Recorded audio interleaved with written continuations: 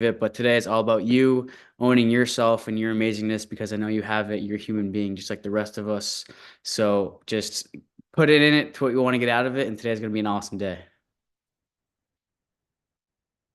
Woohoo! So we are finally going to officially start the program. Thank you all. We wanted to give you some background about our movement, but we are live on our social media platforms, and we're also going to be recording this for our podcast, Mindset Mastery Moments. So again, officially, good afternoon, good evening, everyone across the globe, and good morning from Phoenix, Arizona.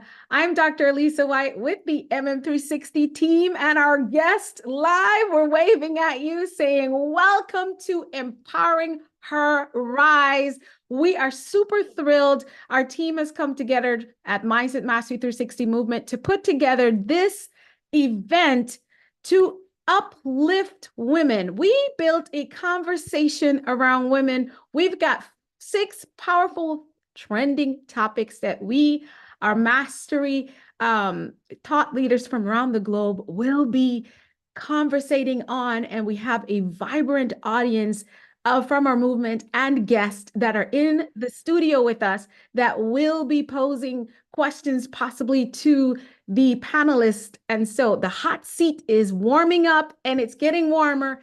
But today we are going to officially say, let the games begin.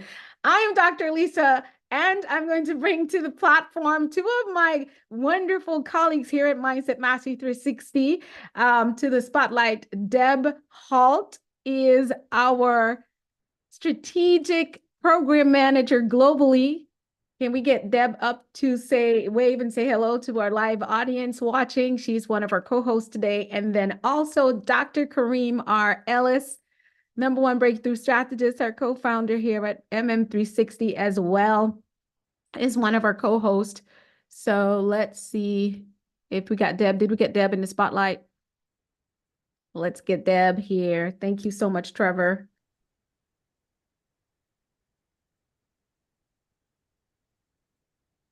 Oh, where's Deb? Did we get her? I'm here somewhere. But we welcome you again, and we're just so excited that you have joined us. And we are getting ready to take off this program. Empower Her Rise.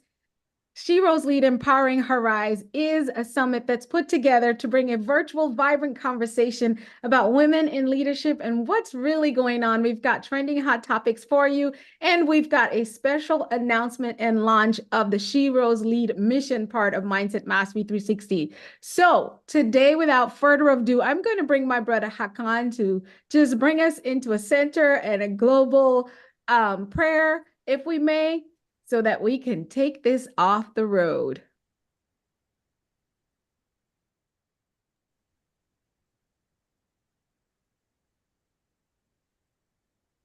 Thank you, Dr. Lisa. Just close your eyes for a moment. Put your hands on top of your heart. And feel that your heart is beating. Feel that everything is fine. It's up to you. Today can be the best day of your life, or it can be the worst. So why not choose the best? And one way to do that is to fully acknowledge your power. You have the power. You have the power to make changes in your life. And you need to grab that power with both hands and truly feel it. Nobody's going to give it to you. It's all up to you. And if you need, there is help. Some call it God, some call it divine, some call it Allah, Buddha. Those are just names. What's important is there is assistance. And also in community, like we're seeing here, the global mindset, where we all join together, all support each other as the unique individuals we all are, male or female. What matters is we are all humans. Take another breath, feel it, and let's have a good time. Thank you.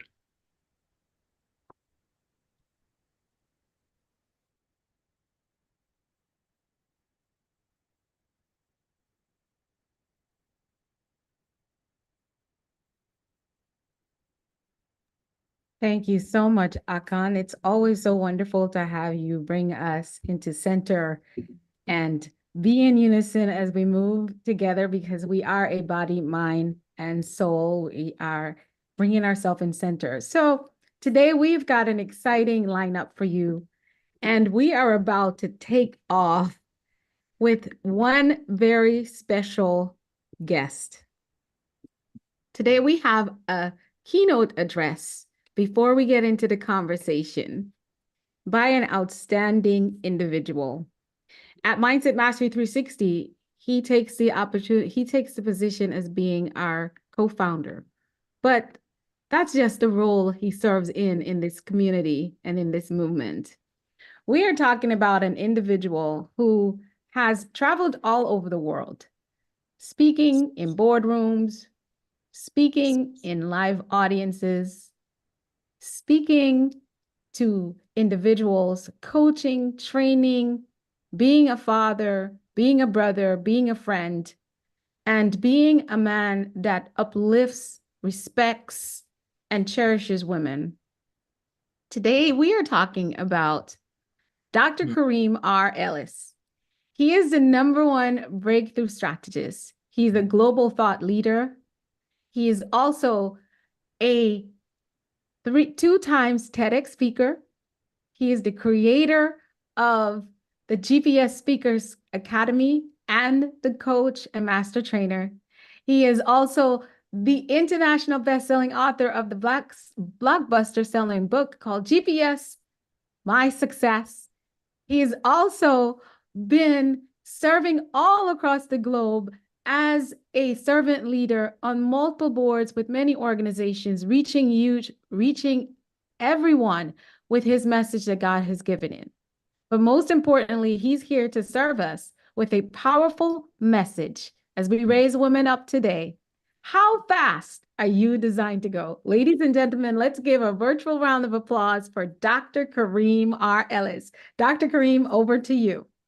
Well, thank you very much, Dr. Alisa Whyte. Hopefully everybody can hear me okay. Let me just check the sound real quick to make sure, because technology be doing this technology thing. Sometimes we want to act up, and I appreciate that introduction. You got me listening like, who? I want to meet that guy. That guy sounds very engaging and inspiring. I need to meet that gentleman somewhere out there in the world, right?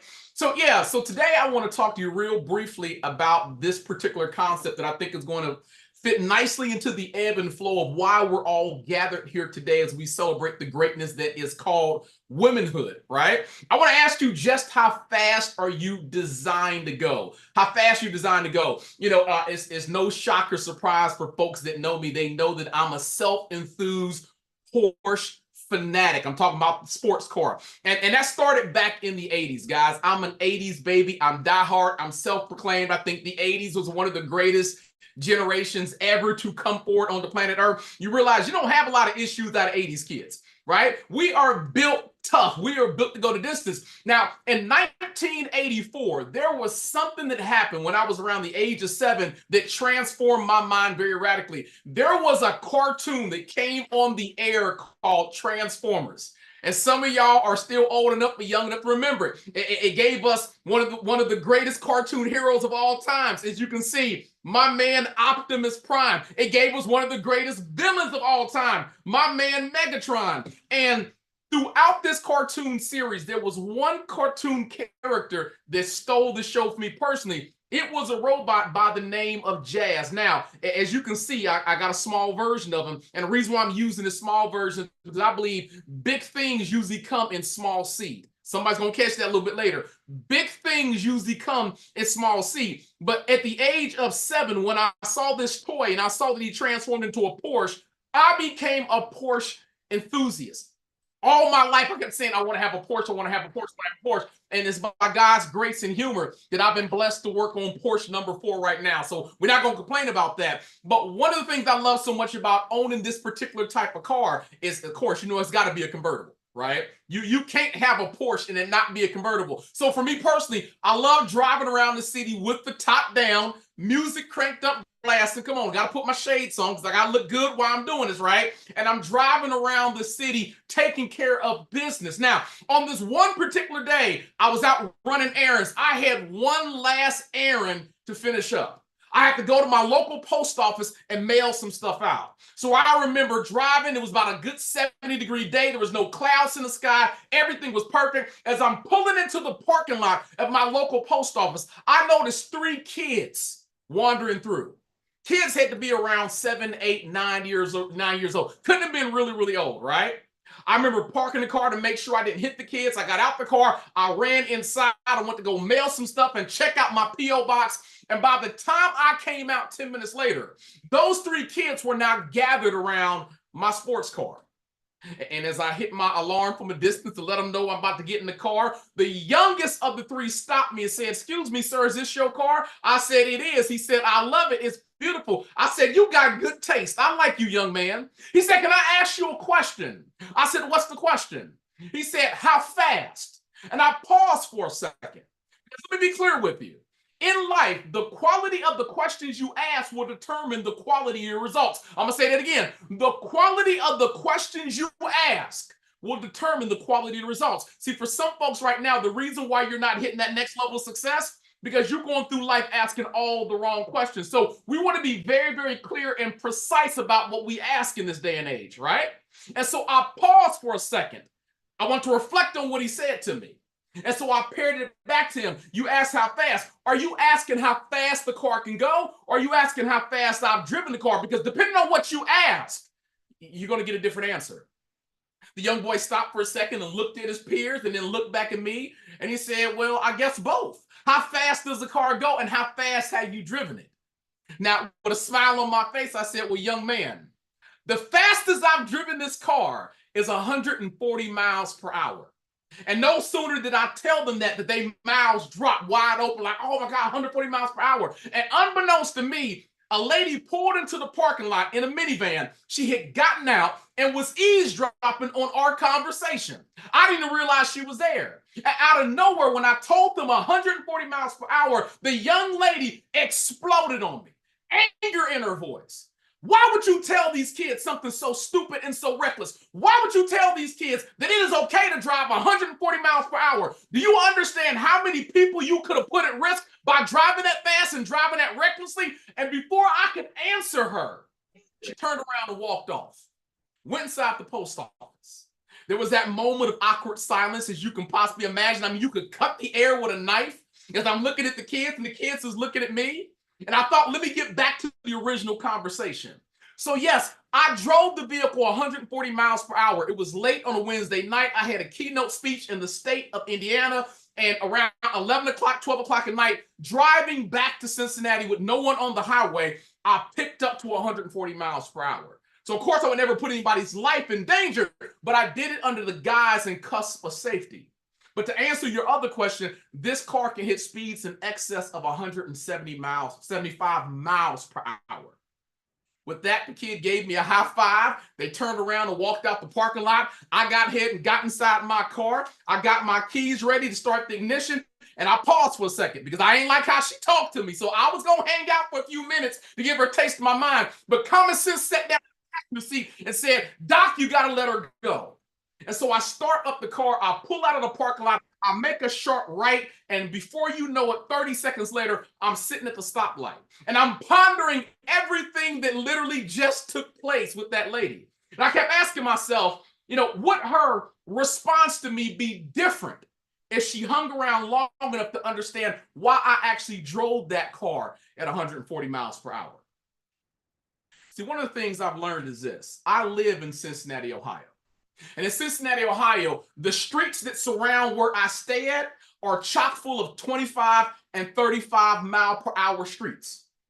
No matter where I go, it's either 25 miles per hour or 35 miles per hour. So every once in a blue moon, I got to jump inside this Porsche, find an open stretch of road, and crank that baby up as fast as I can go. Why? To remind myself what the car is designed to do.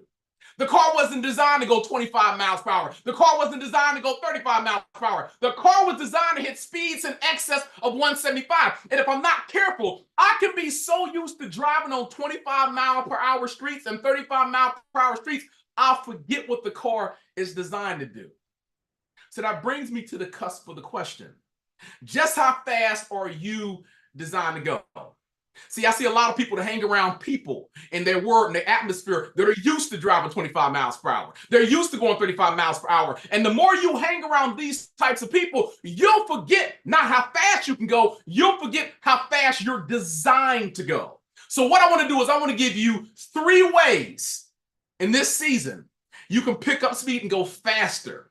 And 2024 is the year of more, is what I've deemed this. 2024, the year of more. Number 1, you got to know the vehicle that you're in.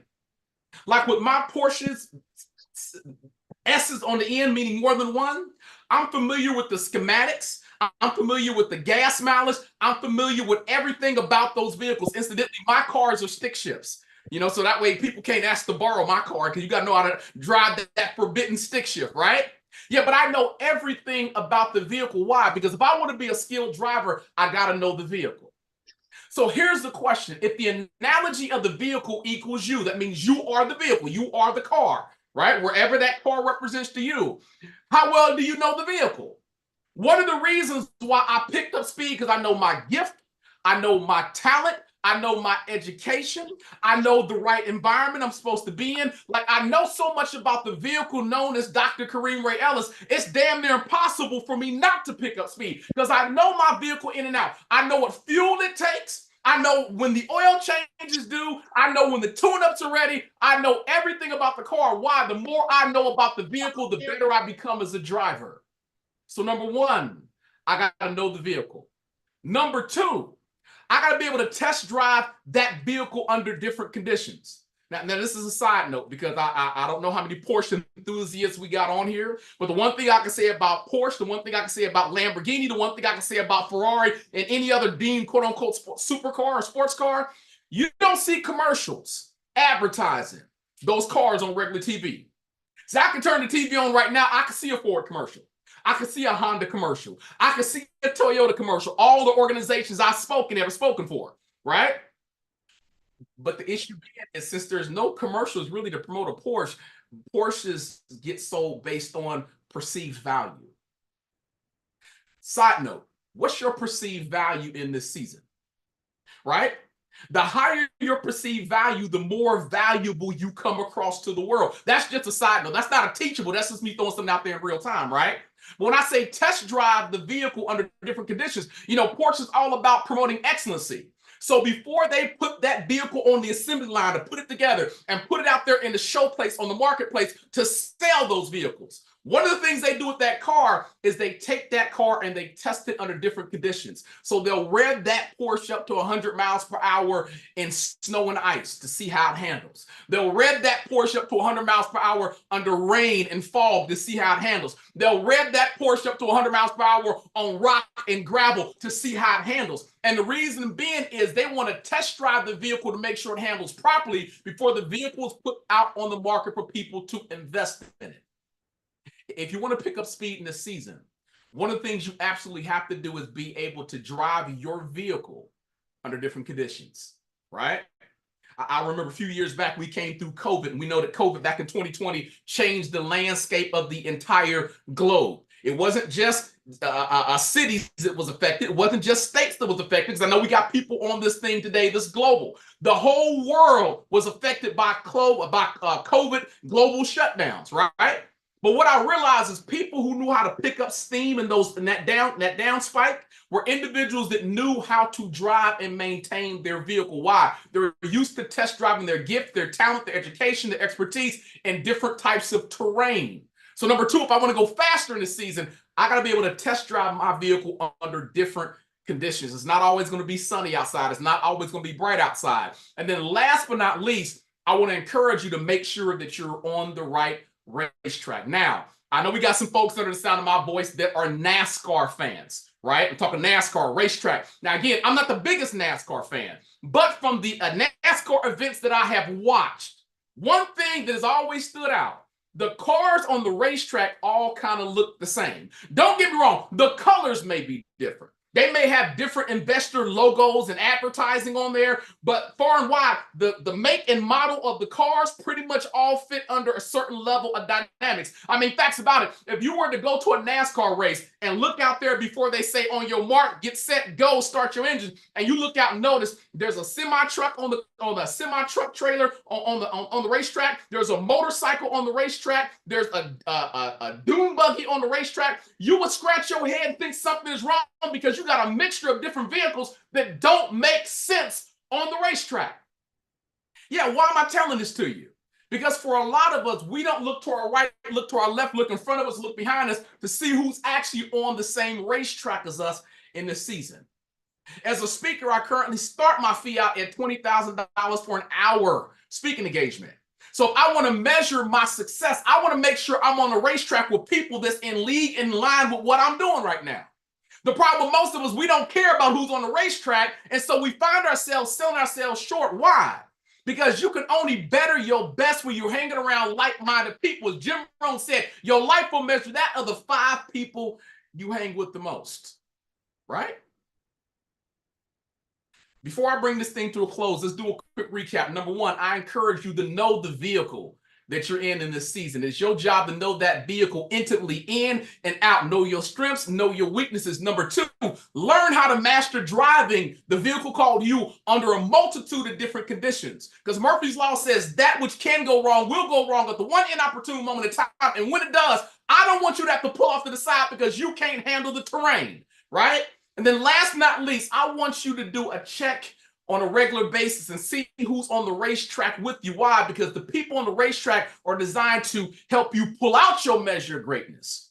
And you're only able to do that when you're surrounded by the right drivers. Guys, if you take everything that I've given to you and you apply it this year, don't wait till next month, don't wait till 2 months down the road, apply it this year, you should have no problem putting the keys and starting the ignition and driving much faster. My name is Dr. Kareem Ellis. They call me the #1 breakthrough strategist. On that note, I'm going to pass the microphone back to Dr. Alisa. It's all you.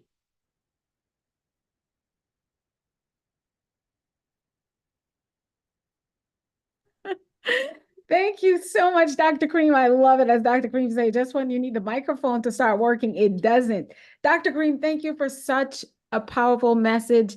How fast are you designed to go? Let's give him some love in the comments and online. Making sure. So we have some exciting news. Our next item on our agenda is the official grand announcement of our mission at MM360 for women, which is called SheRose Lead. And what's the matter? What's the fuss, Dr. Alisa? Well, let me just share a little bit with you about what the mission and vision is for SheRose Lead. The mission of SheRose Lead is based on the principles of the women coming together and uniting from around the world in a transformative journey of healing, growth, empowerment, and purpose-grounded mission, work, and business. We strive to provide a global platform inside Mindset Mastery 360 that empowers women to, number one, heal from past traumas, shift their mindset, of course, discover their purpose, rise and thrive in their purpose-grounded life. We'll do this through connection, support, resources, and we will aim to foster that community of empowered women who lead with authenticity, make a positive impact in their lives, in their community, and inspire others to do the same. Our vision literally is to create a global sisterhood where women support and uplift each other. And we also overcome our challenges by embracing our true self, our core values and beliefs in purpose, with purpose, on purpose. We'll also have coaching programs, events, community work, and efforts we do together. And we'll also ensure that our sister rises. Today, I have a sister that's teaming up with me for a very special event. We're going to introduce Ms. Janae Walker as we tell you one of the first initiatives that we are going to have available for women across the globe. Janae, I'm going to put you in the spotlight right now if you're ready to go. Hello and good morning, everyone. So good to see all of the smiling faces here today, ready to be poured into. And didn't Dr. Kareem Ellis do a fantastic job of teaching us about knowing what our vehicle is, but also knowing how we can take that vehicle and get us on track to our true purpose and to the success that we desire to have and that we are made to have. So we wanted to formally welcome all of our female entrepreneurs in the group. If you are a female entrepreneur, go ahead and put I am a female entrepreneur in the chat. We want to honor you. We want to welcome you. We salute you all. You know, females are the #1 rise in entrepreneurs today. And we are so excited that we wanted to create a program and a platform to help you to build that success. And so we are introducing our She Builds program. And this is a program for all female entrepreneurs who are new to business, or maybe your business needs a strong foundation to get to where it's supposed to be, to get on the right track. So Dr. Alisa and I have teamed up to create this She Builds program, which is going to be kicking off in May. So any of you who are looking for ways to bring your idea to an empire, those of you who are needing ways to build that strong foundation, business planning, business idea formation, customer acquisition, and our favorite, revenue growth. Who does not want revenue growth in your business? Because if you don't have revenue growth, you basically just have a hobby. So listen, I want to encourage all of my females, all of my sisters to join in on this program. And I have a form, an interest form that I'm going to go ahead and put in the chat. So all of my female entrepreneurs, please make sure that you sign up. Make sure you are in the room, in this space. If you desire to have a business or have a thriving business, this is the place that you want to be. And we promise you, we are committed to your success. We will be committed to your growth. We will be committed to your business. So I challenge you, get in on this program. And so while you go ahead and drop the link, Jay, I'm going to say this. When we came up with She Builds under the SheRose mission, we know that there's several of you who did not type I am a female entrepreneur in the chat. And that's because you only have a concept in your head. But if you have a concept in your head and you just don't even know where to start, I still want you to put I am a female entrepreneur in the chat. Because here's why. She Builds is strategically designed for you who are already thriving as an entrepreneur and for those who haven't even started your journey. And those who just have an idea that they want to do something, you're like, I don't even know if I should call that entrepreneurship. Well, you have an idea. You want to tell the world something. You want to give the world something a little bit more than what you've been doing. This is where we're going from concept to building an empire and creating impact. But you're going to have to shift that mindset a little bit. So we're going to help you with that. But that's not all. we're going to help you with the tools that you can do. She Builds literally represents what Janae and I represent in the world as business leaders and entrepreneurs. We started our thriving businesses as coaching programs, as speakers, doing a 9-to-5 job. Who will believe that we work corporate jobs and we get to do all the things we do? How do you do it is the question I get asked all the time, right, Janae? You get Yeah, that all the time. all the So time, we all the time. decided to answer the question to all our women, how we did it. And so She Builds is that. You're going to get more information. We don't want to take up a whole time, but we wanted to officially launch SheRose Lead and bring the She Builds program on the SheRose Lead to sit and serve you. You'll get more information. We'll have an information session, so just put the information in. I thank my sister, but all of you who are just a little bit curious, and if you got a wife or a sister or a friend, send them our way and we'll support them, because we will walk through the tools you need, the strategy, the time, the scheduling of yourself, and how to think your way to start and get to where you actually grow and glow in what it is that you're set to do. Thanks, Janae. Oh, yes, I'm excited. So SheRose Lead is on wheels coming May. We're ready to go. So here's the part we've all been waiting for, and we know our panelists are nervous. We know our panelists are like, what is Dr. Whyte going to ask? Well, we do know what we're going to ask, but we don't know exactly where this goes because we didn't pre-script this. We're just going to have free conversation. So I get to be the first moderator, but before we do that, I want to go ahead and introduce all of our panelists today. And today you don't have to go anywhere because you're definitely one. And so I'm going to bring you up. Janae Walker is one of our panelists, and we're just bringing them to spotlight. And we have Miss Noelle Ellis. Panelists, please be ready. You're just going to end up in a spotlight. Miss Noelle Ellis, she is a muscle mindset specialist coming from Cincinnati, Ohio. And of course, Miss Janae Walker, MBA, she's coming from Florida. And now we also are adding to the floor our panelist, Miss Charlotte Manuel. She is Coach Charlotte Manuel, one of our Global Impact envoys. And yes, you guys thought this was just going to be all about women. No, women cannot just be all about women. The way we get forward is because we come together and we have, boom, Coach Big E, Ernest Moss. He is in the building. He is one of our Global Impact envoys, ready to go. And guess what, guys?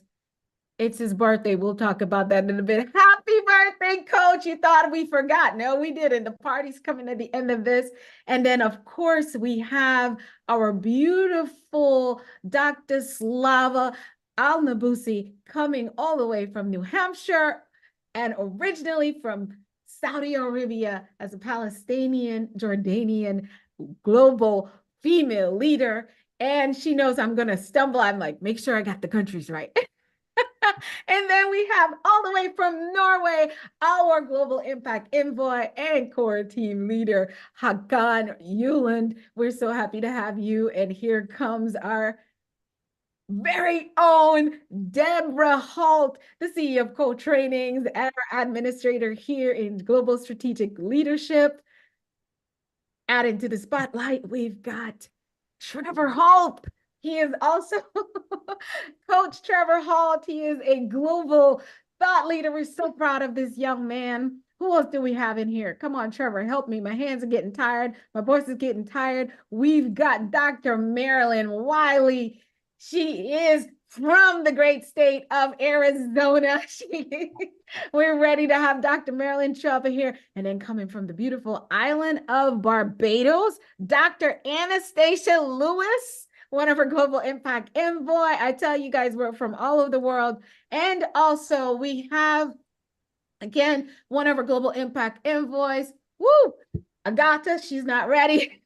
She's not ready. Let's get Dr. Kareem R. Ellis. You already heard from the master himself. And we also have, let's bring up Evelyn girl. You know, I'm not going to mess up my sister's name. The name Dr. Kareem has taught me is the most important thing. We've got Evelyn Rana Ulachuka. Whoa. Listen, she's going to tear me up. Let's get her in the spotlight there. Welcome, Evelyn. And also, where is We got a couple more. Let's get them in here. That way we know exactly who's here. We're marking our sheet. We have got Tukumemwa from Nigeria. Welcome. We're so happy to have you, our ambassador from Nigeria. And we got one more. We don't want to forget anybody. Please raise your hand so that we can find you. We're just making sure this is roll call. There we go. I think we got everyone. I think we've got everyone. Here we've got Dr. Dawn. Oh, there she is. How can we forget? There she is. Dr. Dawn Witt is in the building. Thank you, Deb. You see, this is why we work as a team together. Where is she? Is she in the spotlight or is it just me? She's in the spotlight with you. Awesome. All right. So are we ready to take this train off? I get to be the moderator for the first segment. And in this segment, Trevor, let's bring up the team for this one. In this first question, as we take off this jet plane, we've got Dr. Dawn Witt, Ernest Moss, Dr. Slava Al-Nabusi, Deb Halt, and Dr. Ricky is not here. Dr. Kareem is going to jump in on this one. Dr. Kareem has got to be, he's got to be the best. All right. He is the best. He's got. I just like, throw him in there. Dr. Ricky's not here yet. That's what you get for driving a Porsche. How fast is the he right designed to vehicle. go? Okay, so let me make sure. I want to make sure I can see you all. Okay, so our topic on this segment for this first question for our panelists is surrounding the essence of feminine leadership. And the major question we're asking for this one panelist is, can a woman lead authentically in her feminine? Or is it a balance with masculine traits that's necessary? So first of all, when you guys get on this question, we want to know if women have to be mostly feminine or they just kind of have to be mostly masculine. Tell us whether you believe that or not. And then we will jump into this first question, which we will have the panelists raise their virtual hands so we know which one of them is going to answer first. I'll let you know. The first question is, what are the main barriers to gender equality in the workplace and how can they really be addressed? So let's see which panelist wants to go with that one first.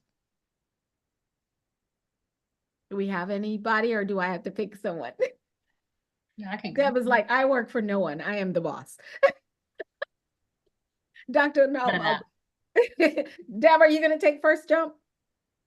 I think Dr. Slava just said that she'd go. So. Oh, I didn't see her hand. Go, Dr. Yeah, no, Slava. I think she's got this one. Give it to us, Dr. Slava. And the question for those who are listening, what are the main barriers to gender equality in the workplace and how can they be addressed? So I come from a whole different culture and background as far as the definition of being feminine. And if you look at the classic definition of being feminine is basically having the qualities or the appearance traditionally associated with women or girls.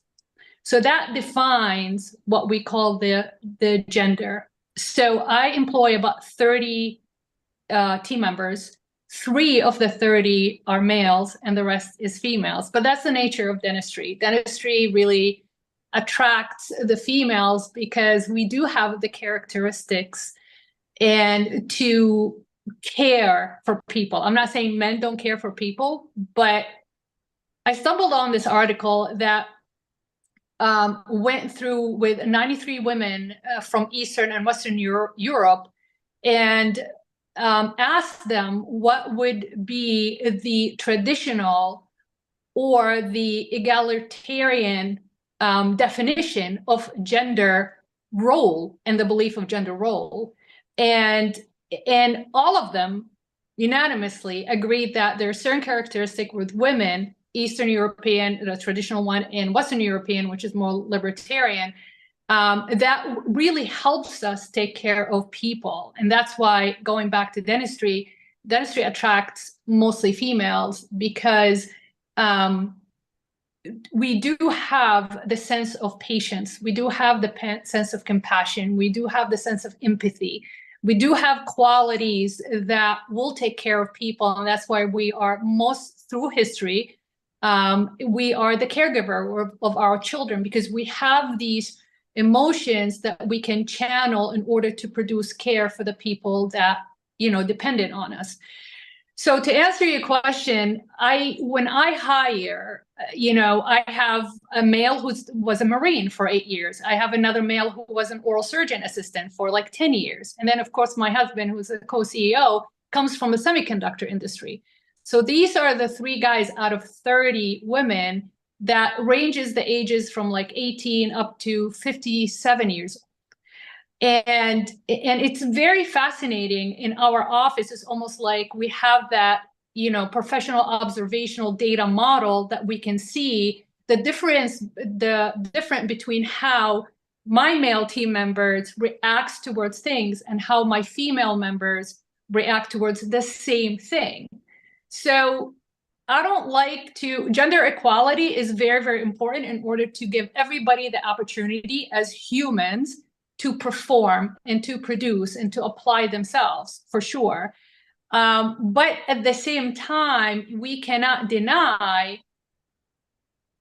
that we are different. The way we look at things differently than you know, men and women do. And it's not like, you know, I'm trying to judge a certain gender. This is my observational data. I've been doing dentistry for 25 years.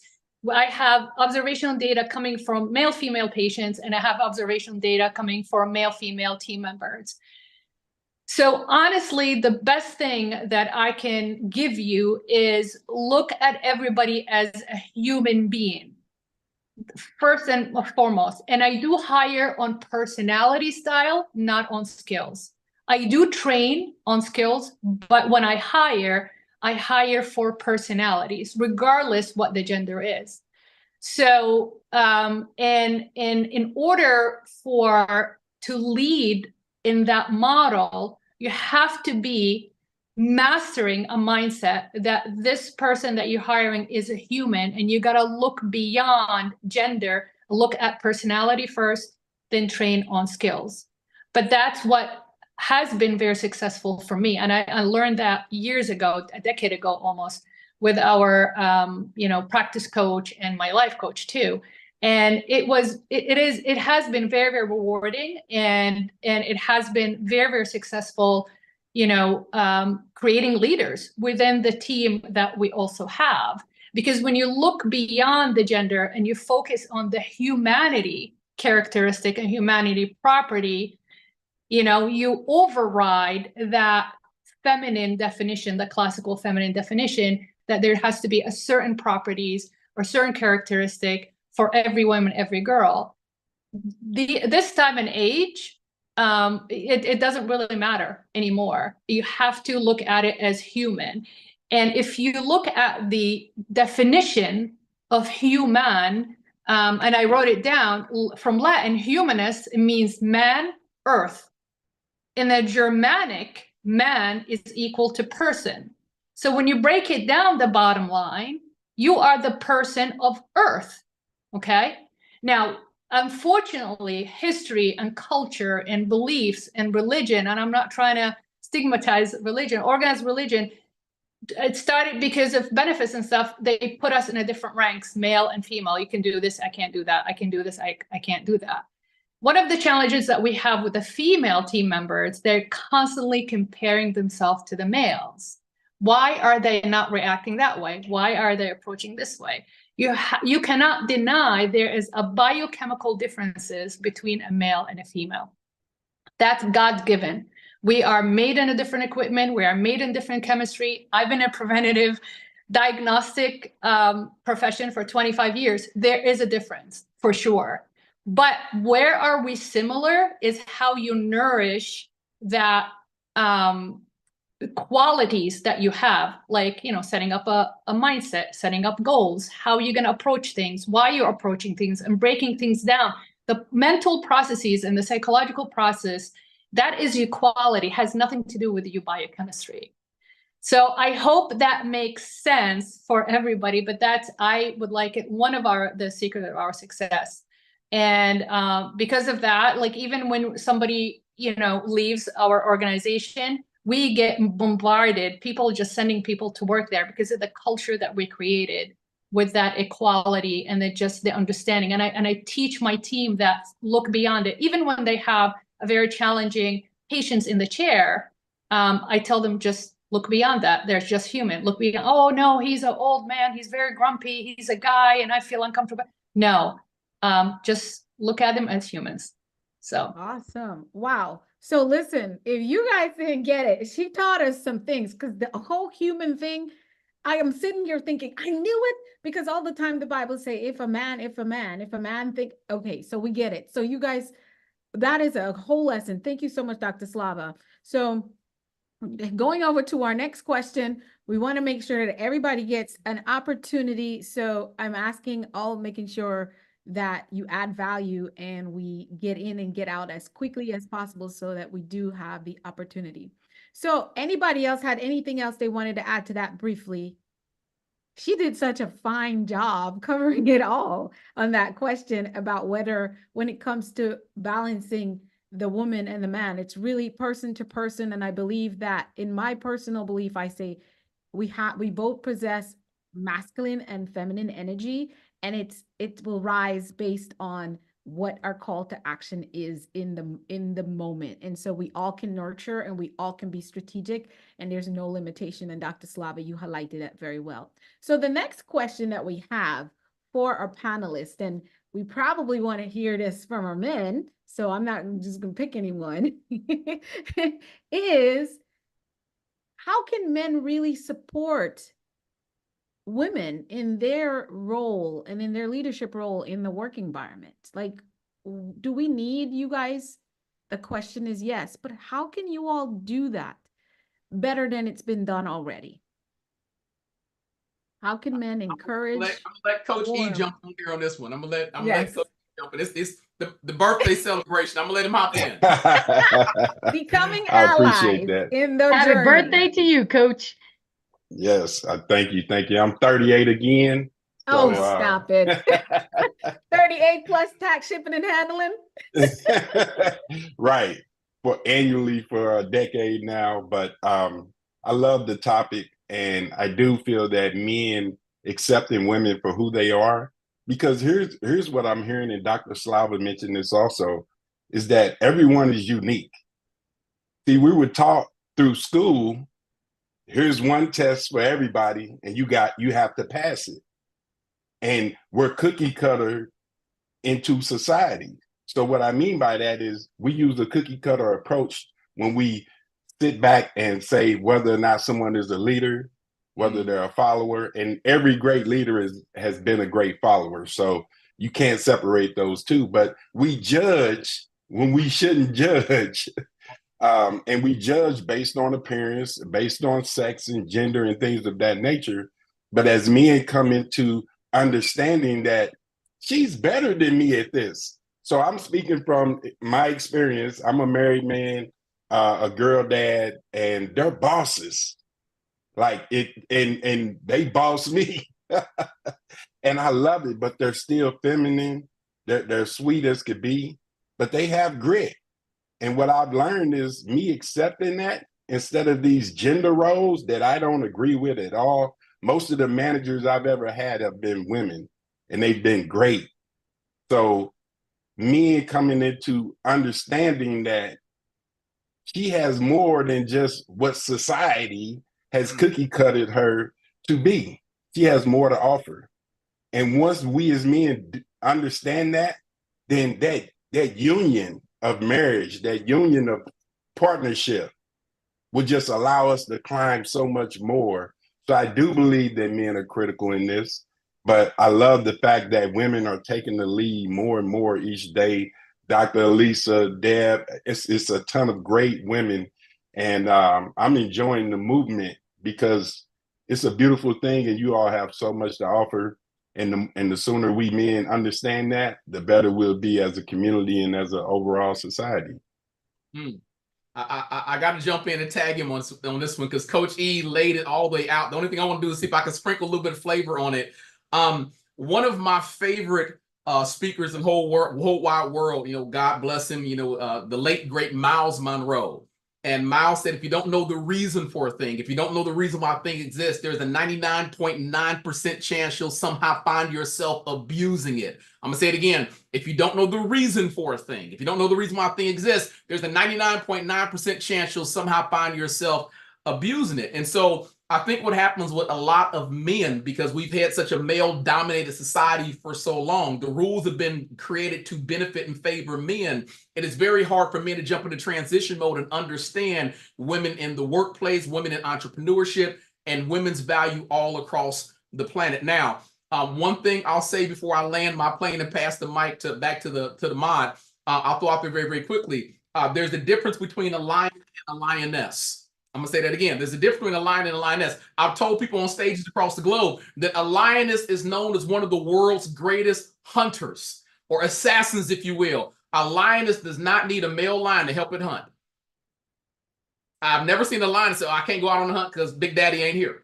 I've never seen that happen, right? And the beautiful thing is the male lion understands the lioness's strength and the value she brings to the table. So there's a balance that takes place. But if I don't know your value, it's very hard for me to be inspired by it. And what I'm not inspired by, I'm typically intimidated by. Come on, somebody.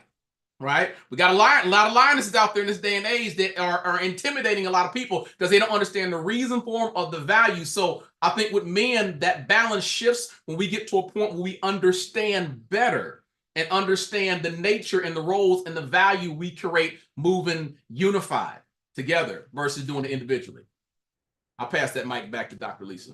Woo, boy, listen, we are starting to fire, but I guess we're going to have to do this again because we just came to the end of the first question in the panel discussion. The essence of leadership. Can women lead authentically in her feminine or is there needed for balance in her masculine traits necessary? And you all did not fail us. Thank you so much, Dr. Kareem, Coach E, and Dr. Slava.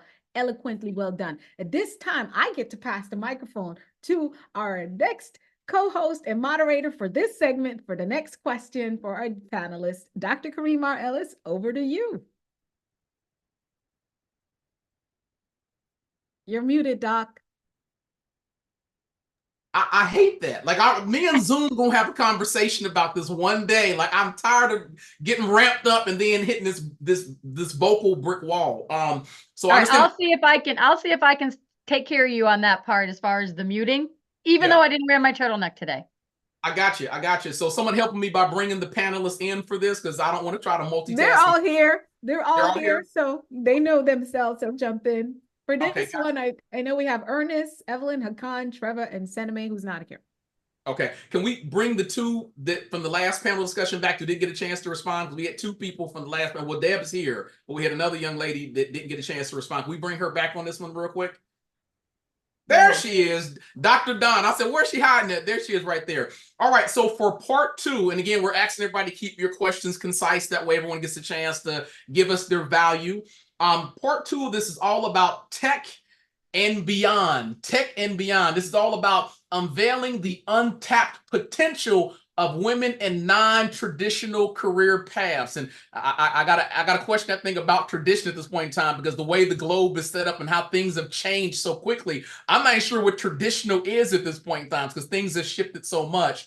And so I'm going to start to throw these questions out there. Feel froggy and leap out there and snatch that up if you choose to. Our panelists here, we got Ernest here, we got Evelyn here, we got Hakan here, we got Yulin here, and Simony here, and Trevor's here, and Deb is here as well, of course, with Dr. Alisa Whyte. So the very first question I have for everyone under the sound of my voice: what barriers do you believe prevent more women from pursuing careers in non-traditional fields like the tech market and the construction? What barriers do you believe are preventing more women from pursuing careers in those industries? Mindset. All right. Can we go a little bit deeper with that real quick? Well, I don't, it goes back to, you can't give away what you don't have. So if you don't believe that you can, then you're not going to pursue. Okay. I can agree with that. Do we have any women on the panel that's actually in what we call an untraditional field right now? Yes, She's just entered the room, but she's not on yet. Not on the panel? Okay. All right. I was hoping we had someone on the panel that would fall into it. Anybody else want to jump on? I'm gonna jump in. I work in construction, but I'll let Dawn go first. Oh, I was just gonna say, you know, my youngest daughter is she went to school to study engineering. And Okay. so there was a very few girls that were in the engineering department. And, you know, I've always told my girls they can do anything they wanted. For me personally, like that never appealed to me. So I think maybe it's mindset that you can do it, but also like, is there a strong desire that women want to go into those fields? And not all women, again, we're all different, but. And that goes to the why, right? That goes back to the why. I mean, I spend a lot of time in the athletic arena. And so I think that's 15% of D1 female athletic directors in college, and it's 21.8% that are high school female athletic directors. Thank you, Title IX. So it's progression, right? It's progression, but there also has to be a why you want to do it in the first place. Well, I know Dr. Lisa, you're going to leap in real quick, and after you, I'm going to grab Coach E. Coach E wants to add some flavor to this. But Dr. Lisa, what you got? Thank you, Dr. Kareem. What I've noticed, because I do coaching and training in construction field down here in Phoenix. I work with construction people entering the workforce in construction. And so there's so many women. I personally don't work in construction. I still do what I do as a workforce strategist. But there's so many more women coming into the field of construction. And so when I first started working with this particular group of workers, the question for me was, can these women truly get high on these things? Do they want to lift heavy? Do they want to do concrete and cement work? And the answer was yes, right? And then there were some women who were coming and they're like, I want to work in construction, but as a woman, I can't do that, right? And so it goes back to what Deb said. It's what you believe. So you have just in this scenario, you got women who come in and was like, that's why I came to do concrete. And they're making, $3,800 a week doing concrete. And then these women are like, yeah, I want to work in construction, but I'm not getting on a ladder. I'm not lifting 25 pounds. So again, it's that mindset. And whatever your mindset is, that's what you're going to do. There's no limit. I love what you said, Dr. Kareem, about the lioness. Everyone who's following me on social media sees I play with the lioness on myself because I've called myself that from a child. She never hesitates. So we just go back to what Dr. Slava says, human. And with that, I yield. But our tech person, we have a tech, one woman that's tech as an envoy is Evelyn. So Evelyn, this is for you when Dr. Kareem goes round robin. Gotcha. Let me grab Coach E real quick and I'll get Hakan. Coach E, what you got? So I've been in the tech industry for 17 years now. I taught tech at ITT Tech.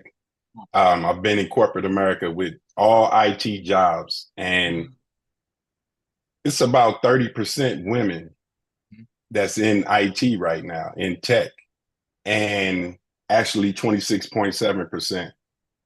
Here's what I'm learning, though. As I was teaching my students, my classes began to become more women. And I love that because now in tech, you're not judged whether or not your back is strong. Like Dr. Alisa said, whether or not you can lift concrete and climb on top of buildings. In tech, if you have the mind, then people respect you regardless. What I've learned with the women in tech is that they have a little more grit than the guys. They come off a lot stronger than some of the guys because a lot of them feel that they have to do that. But there's a balance in that also because we love the fact that they are feminine, that they are women. So balancing that is something that I've learned in tech, that some go a little overboard to really get their point across. But in this male-dominant world, sometimes that's required. But I love the fact that the numbers are growing in the tech field. But yeah, I wanted to add that because, again, I'm in technology. Most of my managers through my entire career have been women. And I mean, they're making nice salaries, 150 plus. So the women can go up the ladder. They can move up, but it is going to require some grit in tech because you're dealing with engineers. But I love the balance that's coming and the respect that the women get in the tech world. That's my experience. I got you. I'm gonna grab the economy real quick, but I gotta respond to that real quick as well. Growing up, I was always strategic, which means that I was gonna be very, very careful about the moves I made when it came to making money in career. So I wasn't gonna be that dude on no assembly line. For me personally, I wasn't gonna be doing no construction work. I'm way too pretty for that. You ain't about to have me with blisters and sores. So I was always moving towards call center work. But I love the idea of the tech field being such a level playing field that your ability, your strength, and your muscle doesn't make a difference. You can win, but this is strategy. Hey, Con, jump in there and get some of this action, my friend. What you got? Yeah, no, I'm thinking on this from the opposite side. I also worked in tech for 5-6 years or something, or a little bit more. But I also worked in social work for 20 years. Yeah. And if women that in social work in Norway is like 90% female dominated. If women can do the chores that are done in social work with lifting handicapped people, with the emotional resilience that's necessary when you meet some of the toughest situations you can face. My question is, why can't they do it also in tech? Why can't they go over those barriers that we talk about, that, oh, you can't be in tech because that is so, you have to be logical and all that stupidity. That is just some preconceived notion that to me, it doesn't make sense at all. Because tech is a field where it's necessary. Of course, logic is necessary if you're a coder, for instance. You need to be really detail oriented, but you also need visions. You need to have the ability to create concepts, to go into aesthetics, to truly see all have the overhanging point of view that is necessary. And any young girl who's sitting watching this, who's thinking, I'm not sure if I can. Of course you can. Of course you can. Look at I used to be a gamer, and some of the most beautiful games I've seen were designed by ladies, by girls, by women. So to truly see that and the same goes for construction. I mean, today we have tools that can help us with just about everything. So why go into what you lack if you don't feel that you have the power? You got the brains. Use it.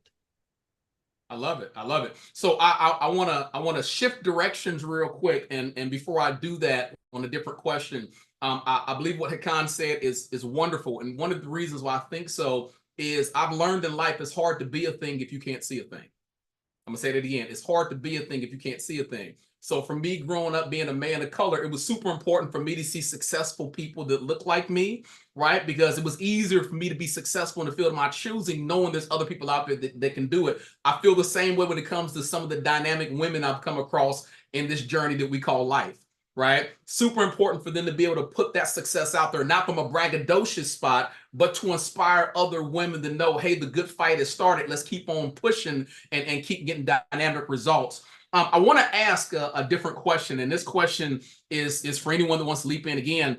Can anyone here share any examples of successful initiatives or programs that have effectively encouraged and supported women in entering and thriving in these different industries? You guys know of any initiatives or any programs that you are aware of, maybe you've gone through or you referred people to that encourage and support women that want to enter into these different, types of industries?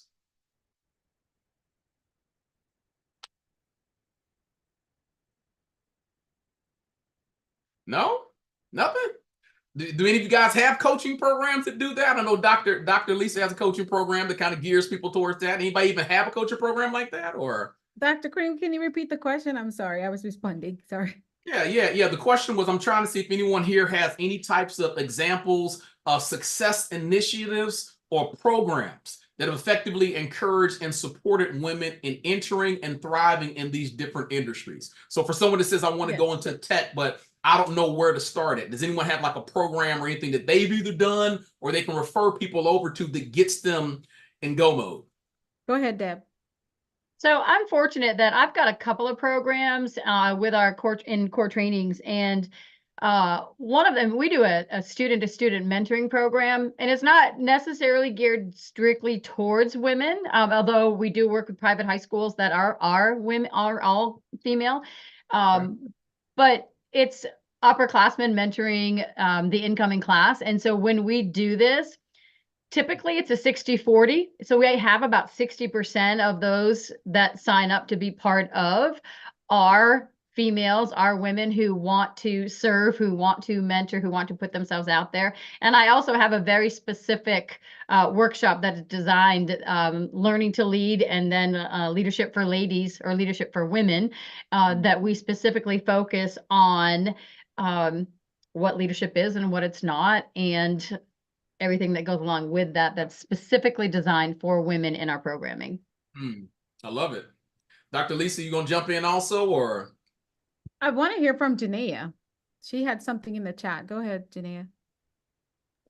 Oh, well, I'm in tech. I didn't want to jump in because I'm not a part of this particular set of panelists, but I work in tech. I am a sales trainer. I get to train all of the salespeople all over the world for these global 500 companies. And one of the things that has really given me a pause is when I see women that come into my training class and they're so thankful that they have a female trainer.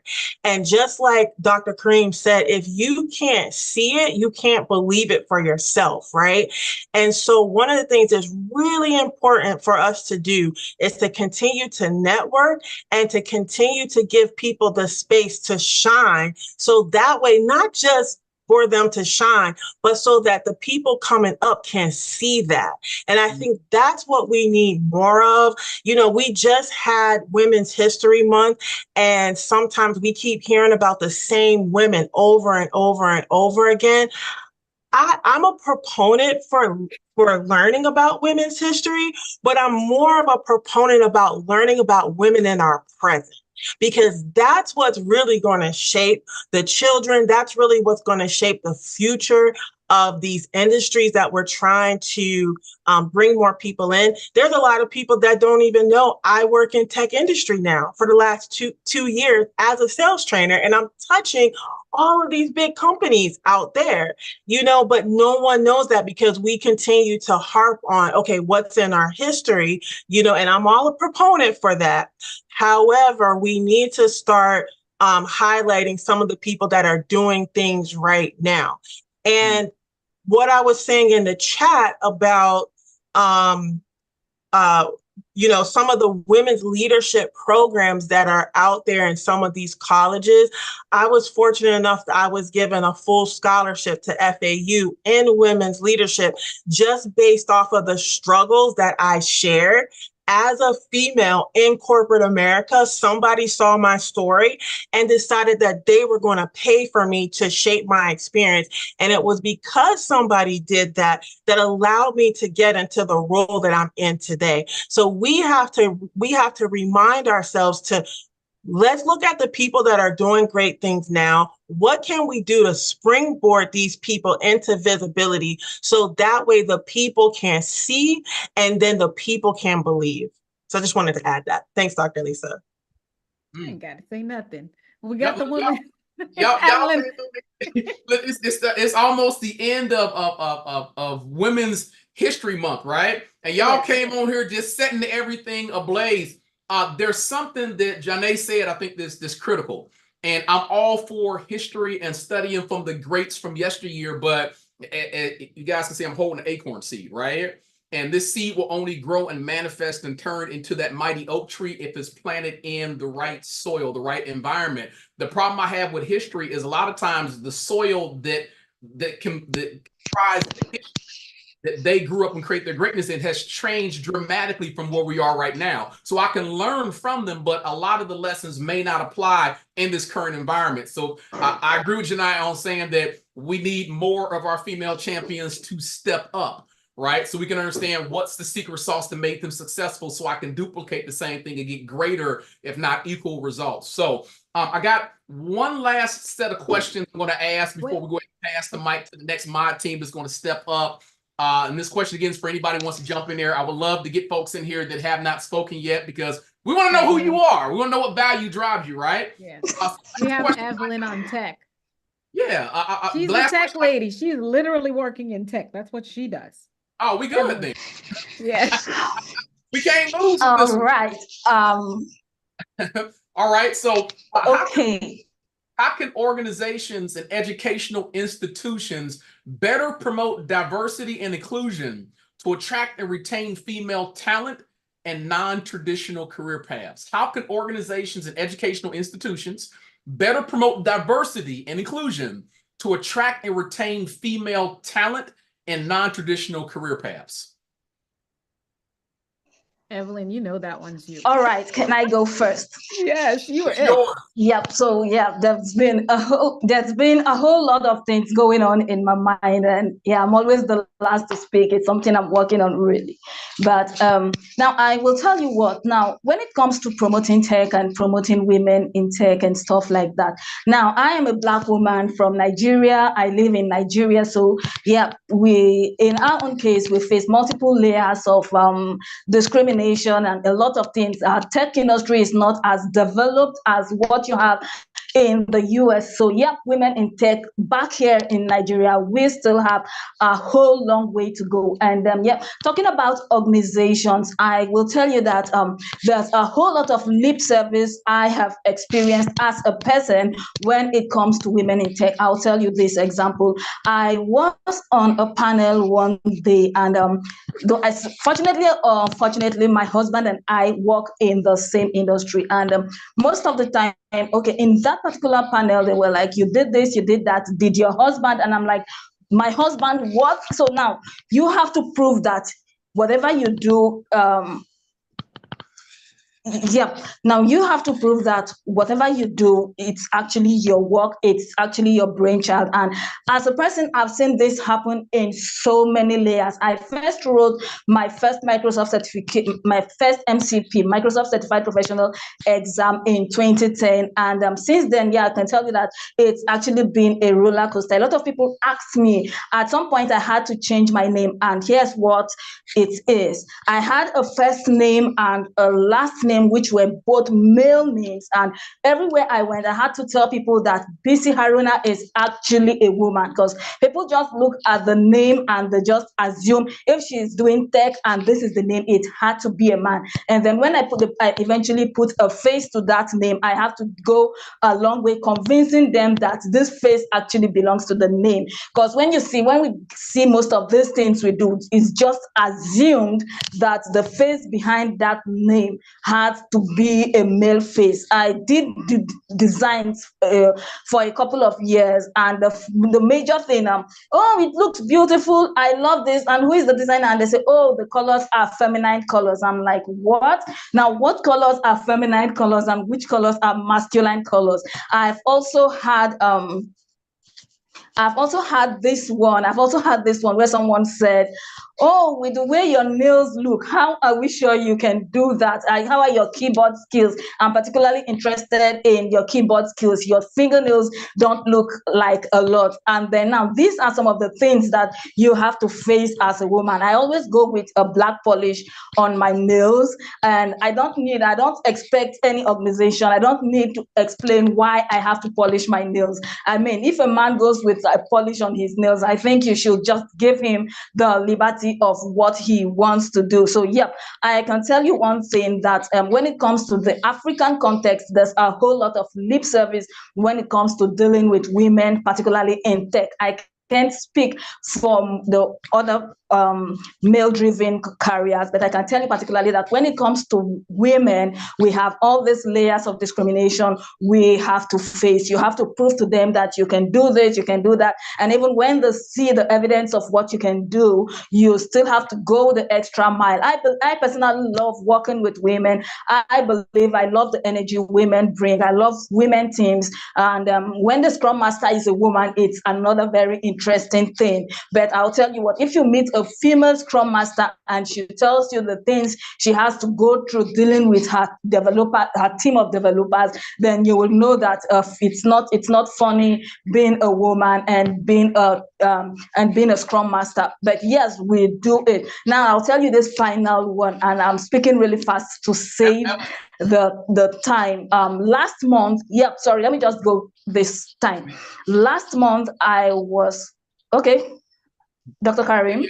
No, I want to leap in because we got a time frame on it, and I want people to digest what you got without going too far over, because we got another moderator panel that's popping up. So we got your answer, but Okay. I got to agree, land the plane and bring it down because we got another moderator panel coming up. The last thing I want to ask, and this is for everybody here, right? Just give your one thing of advice for anyone who's going to walk into a non-traditional field. For all the women out there that's saying in 2024, I'm going into a non-traditional field, and I'm going to let you guys jump in there one at a time. I'm going to ask you guys, give me one piece of sage advice that you would give to a woman making that decision. I'm going to start with Deb. What you got? Be sure you go into something that you want to do and that you have a passion for it.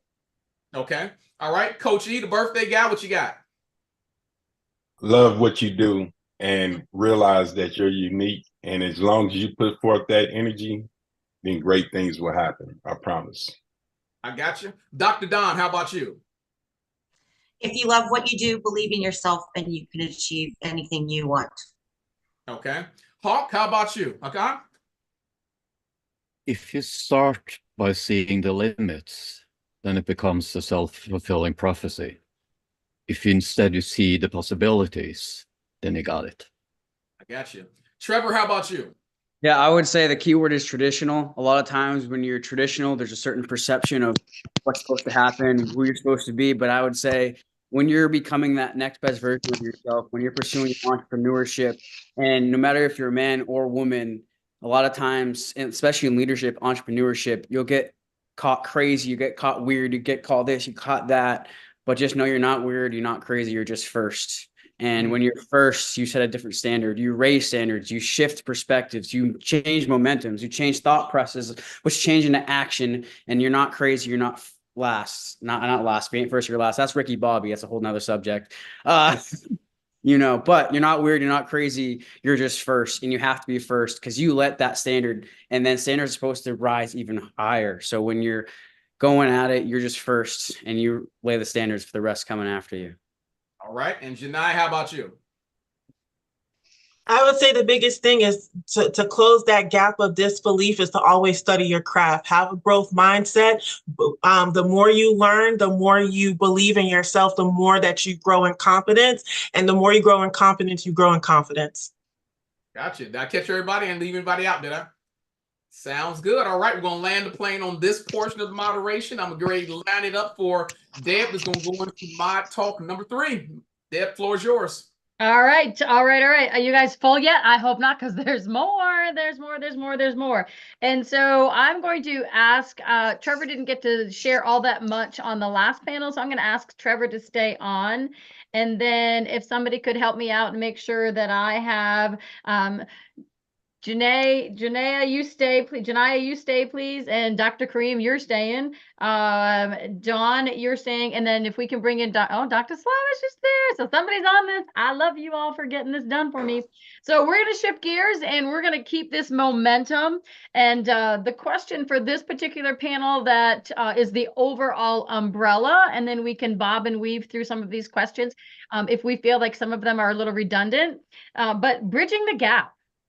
Bridging the gap. What are strategies? What are concepts? What are ideas that we need to talk about to achieve equality between male and female and the counterparts? How do we bring this together? And so the first question we're just going to kind of throw out there are, what do you believe that are some of the main barriers that create gender equality in the workplace? What are some of the main barriers to gender equality in the workplace, and how do we address them? What are some of those barriers? And remember, when you do share, we're going to go like lightning bolt. So I don't want to be rude and cut you off. We have lots of different panels and we want to hear from everybody. So less is more. So consolidate your talks as well.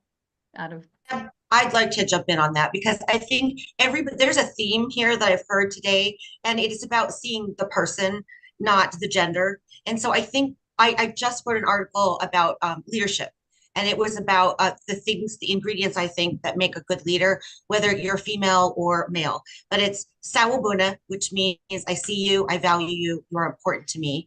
If we treat everybody like that, whether they're male or they're female, we value people, they feel heard, they feel wanted, they feel important. That's an amazing way to inspire people and bridge any gap. Ubuntu, which when we remember that I am because we're all connected, then we can work as a team and get things done better. And vision, having a big vision and having people, come together in a vision that broaches all kinds of gaps. So that's my formula. And I think that if we apply that to leadership and anything in life, then we win. Right. And that brings it back to humanity, right? I value you and I see you. Dr. Kareem. Yeah, I'll leap in and get some of that. I'll take a plate to go. I think also to add on what Don said, I think that we are so mired in tradition, right? A lot of times our traditional mindset, traditional thinking sets up gender roles inside the workplace and outside the workplace. One of the biggest truths that most of us fail to understand, that times are literally changing in real time, right? And so I think that's it. It's the adjustment to where we want to be versus where we are. It goes back to what Don said earlier about vision. Most of us have a broken vision. One of my favorite books of all times is Napoleon Hill's Interview with the Devil. And he talks about how 90% of what you think is truth is really some well-placed, thought out lie that someone gave to you, spoon-fed you at an early age, and you believed it because you trusted the source. So my values on women come from what I was raised under my household, from my mother and my father, from schools, from churches, religious institutions and organizations, politicians that make up the whole of it, until we're willing to confront those lies and adopt our new truths based on what we know and what we learn, right? Rather than what's been spoon-fed to us. I think that's the transitional shift we need to see this world turn around and go in a totally different direction. So how do we help confront those lies? Bringing in, again, closing that gap. Let me jump in here because I got to kind of rush off. Greetings from the Bahamas. The place where God lives is better than the Bahamas. I'm Dr. Anastasia Lewis. Now, just to wrap up what I think, and it's pertaining to women, especially when we talk about the boundaries anywhere, any organization, any workplace, anything, I do believe that we have to tap into emotional intelligence, because a lot of times we tend to major on the minor. And so a lot of the times we make decisions based on feelings versus the actual truth and the fact, without questioning a lot of things. Women are very, very emotional. And so when it comes down to men and women in the boardroom, a lot of times we're overlooked because we're just emotional and not looking at the real deal. Secondly, is because we are violating laws. And I heard you talk about Dr. Miles Monroe, Dr. Kareem, and he was one of my mentors. One of the things he talked about is violating laws. And one of the laws that we violate is called the law of reciprocity. You get in life what you give. What you don't give, you will not get. And so if we learn those simple laws and don't violate those laws, we'll be able to foster better relationships and be able to come together and work as men and women, because all of us, we have to work together and balance everything out. That's my 10 cents. Yeah, I'm gonna carry back off of that. That was incredible. Thank you, Dr. Lewis, for sharing that. Thank you. So I'm gonna piggyback off of that, and I would have to agree is that what you put into this world is what you're gonna get back. Life doesn't happen just for what you want; it happens for who you are. And so going back to your question, Deb, is what the biggest barrier is. I think the biggest barrier is you're looking at a mirror. That's the biggest barrier, the person you see in the mirror, because the relationship you have with yourself is the direct foundation and reflection of your relationships with other people. So if I don't see value in myself and all the things that I'm awesome at, then exactly, there you go, the mirror right there. Then if I don't see value in myself, then I'm not going to see value in other people. And then again, it's going back to people, not what they look like, where they come from, where the parents are, what they're doing. It's about who they are as a person. Their soul as a human being is what is right with them. And it's focusing on, we always like to say, I'm a person of value. that values people and adds value to them. And so the biggest barrier is helping find people the value that they have, because every single person has values, having God-given talents, gifts, and abilities that are only unique to them, and only them or you specifically can only exemplify to its greatest ability. So it's really finding, honoring that, and working at those strengths. When you find that in yourself, you're going to be able to find that in other people. And then it's just practicing what you do for yourself for others. Find what other people are good at, no matter who they look like, what they do, who they are, and then you help them find what they're good at. And it's about putting the right people in the right seats on the right bus. I want to piggyback off of what Trevor said, because I think that's really important. Making sure that you have the right leader in place and not just somebody that is just given the title of leadership. That is a big barrier when it comes to corporate America, is putting the wrong people in place. And then things like this come up and then people leave, and then the cycle continues to happen. I was reading an article, and I don't exactly remember where, maybe somewhere on LinkedIn, but it said that when it comes to these type of crucial conversations about gender, about DEI, about race, about everything, that the best place to have these conversations is the workplace, because that's where all different types of people are coming together. However, the workplace is one of the scariest places to have these conversations.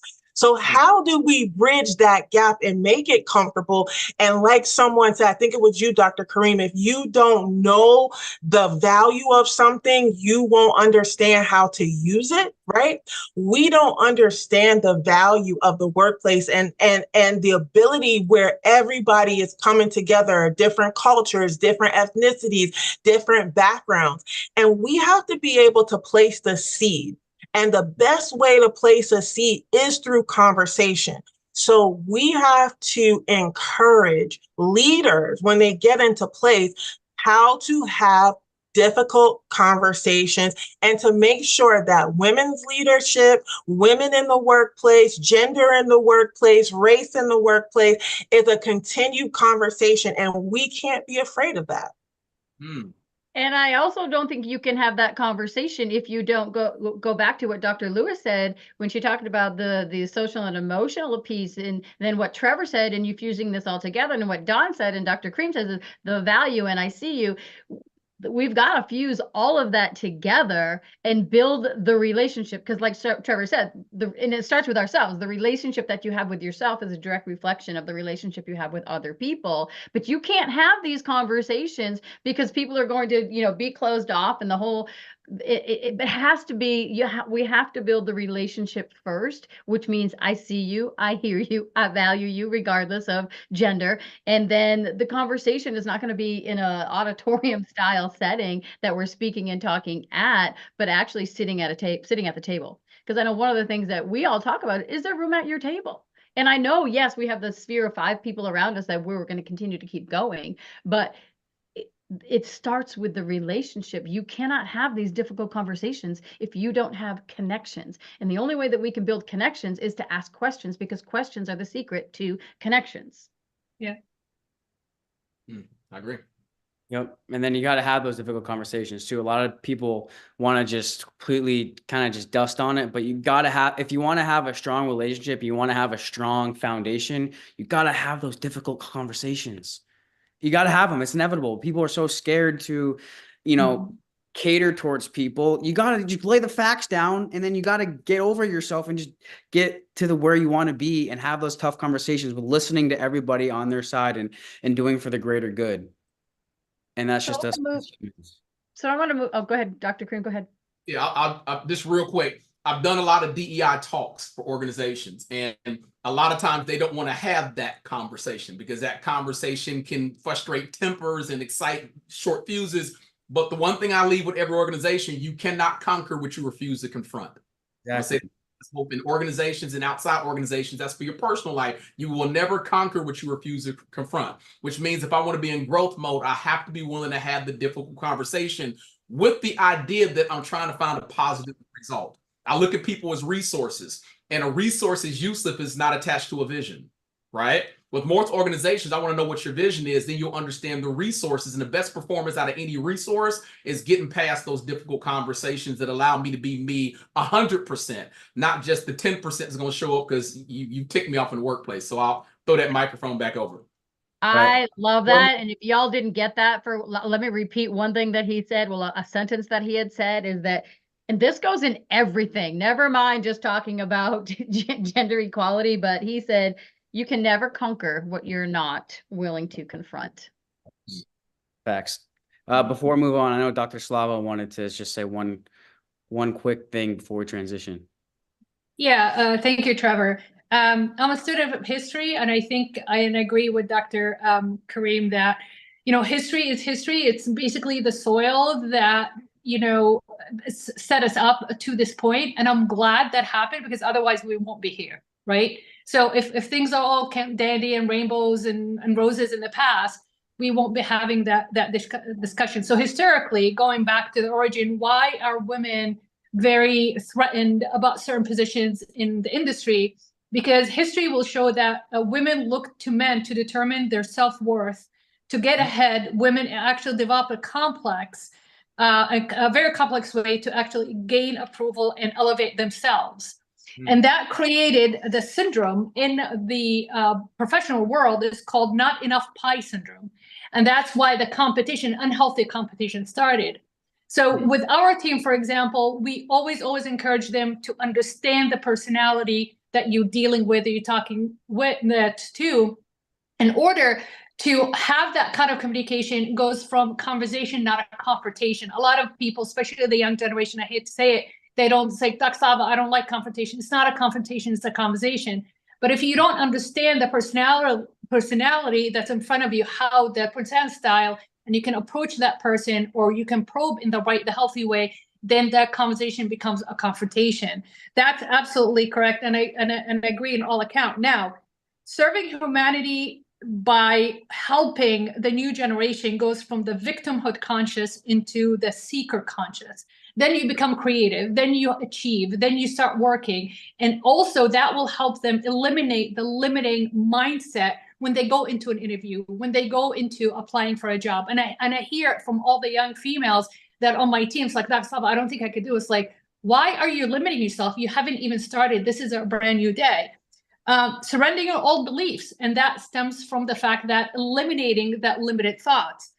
Starving the scary and feed into love. That's very, very important. I don't care what anybody says. As far as humanity is concerned, doesn't matter what happens, love will always prevail. Always, always, always. And will save humanity. Having a higher version of yourself, just like Trevor and Deb said, and Dr. Kareem said, it's very, very important. But the only way to find a higher version of yourself, you have to look from the outside in and not inside out. Stop comparing yourself with everybody. Stop competing with everybody. You got to compare yourself to yourself, and you're going to compete only with yourself. And that's the best way to create the best version of you. Thanks. Thank you, Dr. Slava. Well said. And it goes right back to those I am statements. Who do you believe that you are? And that's that self-worth. You have to have the undeniable proof that you are a person that you say you are to maintain that confidence. And so there's a question here that I think maybe we should just ask this. We'll kind of shift around here a little bit, but question in the chat. Many are so into there are no problems, only challenges. And I find this is a problem has a solution, does a challenge.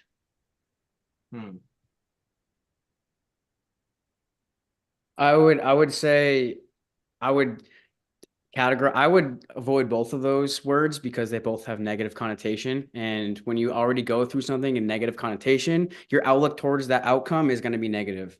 So our biggest challenge or problem in life, to use those, is the fact we think we shouldn't have any problems or challenges. That's our biggest one. And so the thing about challenges or problems is that we think we shouldn't have any, but they're actually a sign of life. And none of us have been or ever will be exempt from challenges. And so they're not a problem or a challenge, it's an opportunity. And it's not happening to us, it's happening for us because of this quote unquote problem or challenge. It's an opportunity for us to attack. And on the other side of that adversity is that next best version of ourselves. So everything that comes at us is happening for us so we can grow to that next level of ourselves. So it's not a challenge, it's a problem. It's an opportunity for growth. I'll leap in and tag it also. I'm gonna jump into the spiritual realm just a little bit. I'm not trying to convert anybody religious wise, but from scripture that I've read, you know, what I've known through looking at different biblical characters is problems are the very thing that set us up for promotion in life. I'm gonna say that again. Problems are the very things designed to set us up for promotion in life. Or let me give it to you a different way. If anyone is familiar with butterflies and how they go from the stage of transformation from being a caterpillar to a butterfly, 4 things take place. First, there is separation, where they separate themselves from the caterpillar community. And then there's isolation. They're all by themselves. And then they form that cocoon. And inside that cocoon, there's transformation, right? Cells are starting to multiply and divide. Butterfly wings are starting to grow in a very, very cramped environment. And the next stage of it is elevation. But to get the elevation, the caterpillar, which is now a butterfly, has to exit the cocoon, right? The problem being is I can't break that cocoon open for that butterfly. If I do that, that butterfly dies. Why? Because when the butterfly squeezes through the narrow opening that it creates in the cocoon, the wings of the butterfly actually scooch past the narrow opening, and that stimulates blood to flow to the wings. Without that, the butterfly has wings, but the wings don't work, right? And so when I look at problems, the best results we get in life will come as a result of making it through our problems. And once I have that type of mindset shift, then I look forward to problems, not because my problems are going to destroy me, but they're prepping me for whatever season I'm getting ready to walk into. Or in the word of Joseph, that which my enemies meant for evil, God meant for good. There's always a promotion and bonus on the other side of the problem. I just have to view the problem differently. Now land it there. I agree. If I could just add on that, because sometimes what happens is we get into this play on words, and I'm not trying to convert anybody either, but my Bible says, call a thing, call a mountain, call a problem, a challenge, right? The problem with it is not in having problems. The problem is not in having challenges. In the workplace, it's when we internalize that as I have a problem, right? I'm the problem. That's where all of the feelings come into play. That's where all of the internal struggle with conversation starts to happen. It's because we internalize that to mean that we are bad people. We are not bad people because there's a problem. We are not bad people because something did not work.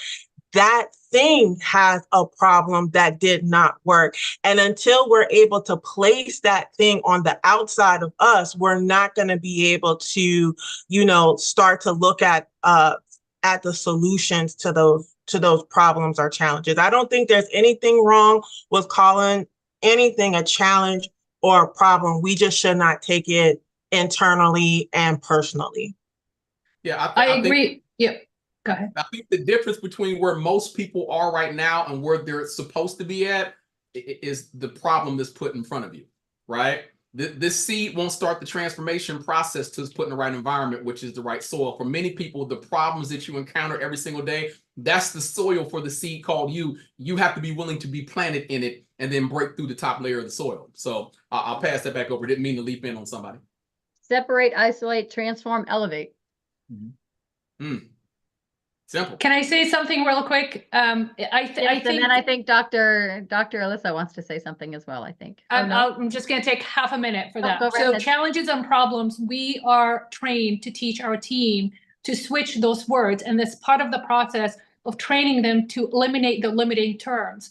So problem, it means like I'm stuck. There's no way beyond it. A challenge, it's a lot more attractive concept to encourage them to actually work with it and conquer it so they can champion, their challenges and their frustrations too. But without also challenges and problem, we're never gonna grow. This is how we learn, and that's what we teach our team too. So I agree on all terms. You can choose whatever you want. It's a language, right? A man's mindset is a new language that you have to learn in order to heal the old belief or eliminate the old belief and introduce a new belief that, hey, I have a challenge. A challenge equates to, I'm going to find a creative way in order to conquer it. A problem historically is like, I'm stuck. It's like, it's a dead stop. It's the end of the road. There's no way. I have to go back and recalculate everything. And a lot of the challenges with the new generation is they give up. When you say you have a problem, they're like, whoa, they shut down completely. So that's why I think we were trained to switch that. Thank you. So the language, again, the language and the perspective, right? One more time. And Coach Big E wrote in the chat, I just wanted to honor this as well, is that challenge is a great thing. It starts and ends with change. The first, okay, hold on, I gotta slow down. Okay, so don't let my computer freeze while I'm trying to read this, please, and thank you. I got you in front of me too. So Coach says challenge is a great thing. Thank you, It Trevor. starts and ends with change. The first 3 letters and the last 3 spell change. We are in a changing world, and it all begins with you. Shout out. Now that birthday wisdom just coming through. Right. Come on. Happy birthday to you. So with that, I think it's fair to say that we can continue to keep moving forward. Thank you all for your contribution. I think that was a super solid, healthy conversation. And a lot of it, as I think in summary, is that it starts with a relationship that we have with ourselves, that our own mindset, that again, this is why we have this platform and all of our perspectives. And so with that being said, you can never conquer what you're not willing to confront. So I appreciate that. And so we're going to go ahead and go into our next panel discussion. So I'm going to go ahead and I'm going to turn this over to Dr. Alisa so she can continue to carry on our awesomeness as we're sharing together. So super appreciate all of your comments and your time. Yeah. Woo! I'm having fun. Let me tell you, y'all are going to look back at this and be like, we started something. We got started, and Coach E said, we got to be in the room now. We're going to get together physically. Yes, if you're watching this, you are watching Empower Her Rise by Mindset Mastery 360. You've got the dynamic team. All of our speakers are envoys and leaders and administrators and ambassadors from around the globe. So we're on to the second part. We're now in the second hour. We've got about another 30 to 45 minutes, and we've got 2 questions left. So it's going to get even hotter.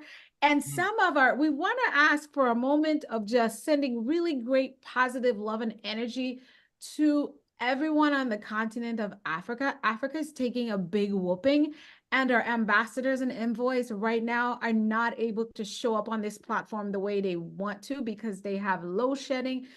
And some of them are just blessed to even have internet connection and phone. There's been water. I watched a video quick last night. I've been getting stuff from all over the globe. Some folks are without water and food. So let's just send positive energy their way and prayers. But let's talk about something. This is me, and I started this on my social media last year. And the question was, how much is too much? In this segment, we're talking about unmasking the media. And what I want to ask our ambassadors and envoys and speakers today is to everybody come up, and we're just going to round robin. We know the ones who are lead on this. If this is your lead question, you're going to lead the way. But because some people aren't here, we are short on some of our speakers. So just take their spot if you don't mind. Let's do it like we just did. The last round was brilliant. Okay. So the question is, Dr. Whyte, come on, girl, get it together. Listen, co-mods. Unmasking the media, analyzing the repercussion of sexualized images on women in social media and other platforms. So the question we're going to start off, in what ways do you believe the media's portrayal of women impacts society's perception of what the female leadership abilities are? It's a hard one. Who's going to jump in first? I'm just going to say that I think my frustration with that, because we all can agree, social media is awesome. And then we're like, because everything is so perfect. I think the biggest frustration that I find from the platform that I come from is everybody's scrolling, and especially young women. Everyone is just scrolling to try to be the next best version of somebody else because the social media, we can make it look so perfect, and we can put filters, and we can do all the things that I'm guilty too. Filters, perfect, not perfect, but all the good things that are going on. Not necessarily going to show you my ugly cry, but the fact is, internally and personally, that we're not looking to become the next best version of ourselves. We're looking to become the next best version of somebody else. And we do that a lot through social media, because when I say in anything that I'm doing, any types of training, and you ask young people, is it hard to build trust these days? Because of course, building trust is one of our biggest things that we need to try to get done.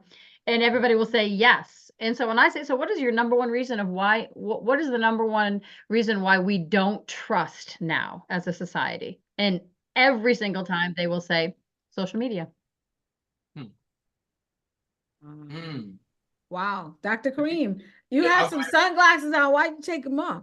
Because we talking about sexual imagery, and I being part of the male species, I ain't gonna lie, I like good eye candy. Now I ain't gonna lie to you, but I know too much candy gives a cavity.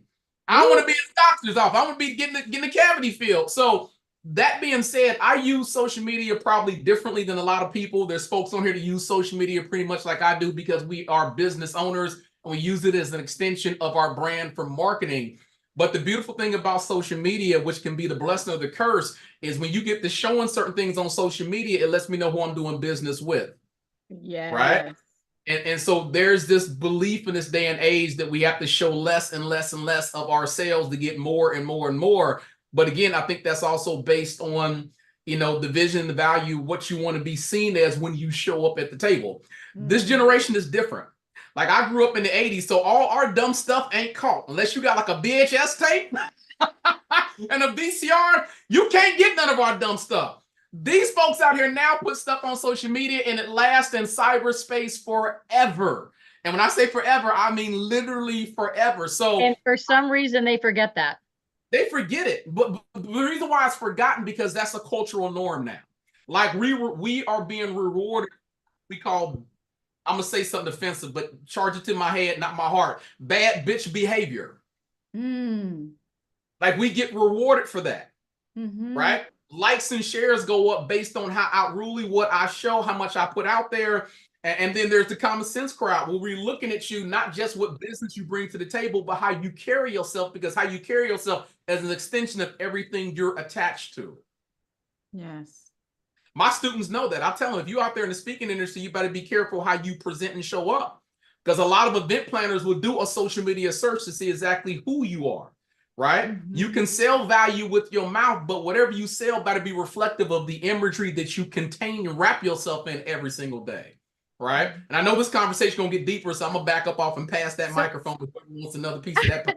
I'm gonna jump in really quick. And so everything you all just said, and this is why we created the SheRose Lead platform, because underneath a lot of the BB behavior that Dr. Kareem just explained, the bad bitch behavior, is a lot of things.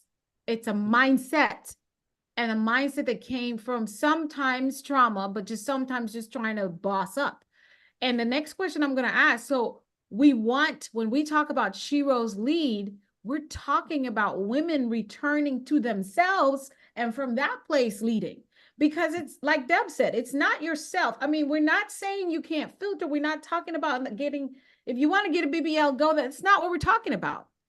It's the fact that you have to become someone else, or take on another persona, or follow a trend to think that you can make impact, influence, and for most money now is what we're challenging when we talk about SheRose Lead. Now, again, we're not going to break it up, but like, who's wearing shorts, who's wearing too many high heels, whatever.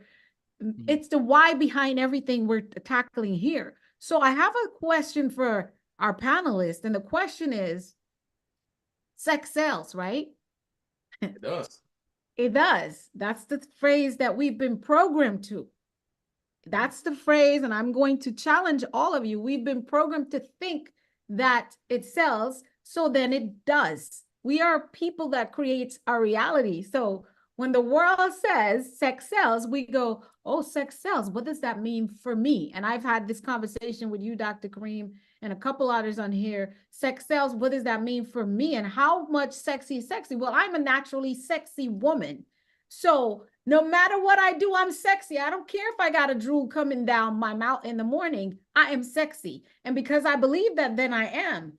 right? Too bad for her. Yeah, the guy anyway. So when women I've seen images of women laid out, entrepreneurs laid out on the beach with just a cloth. Is that really needed to sell? Is my question. If not, why? If yes, why? And who wants to take that slice? In there.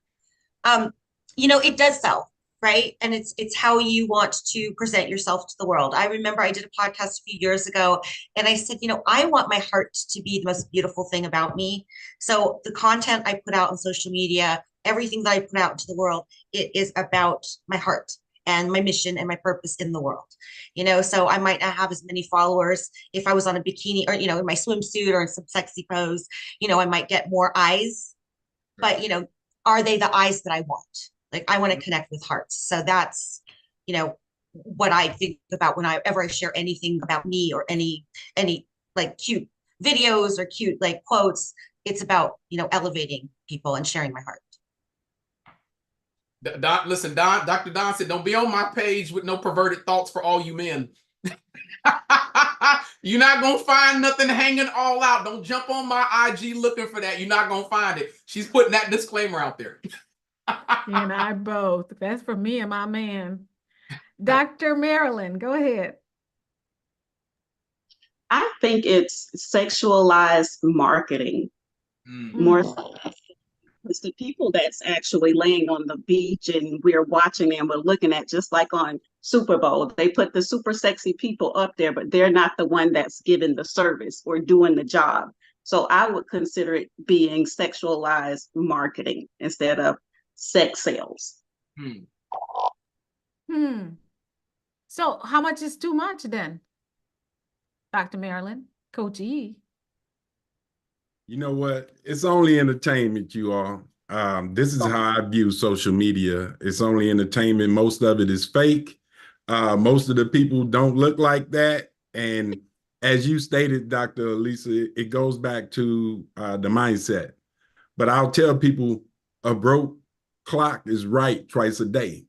So your mind might be set to the wrong frequency.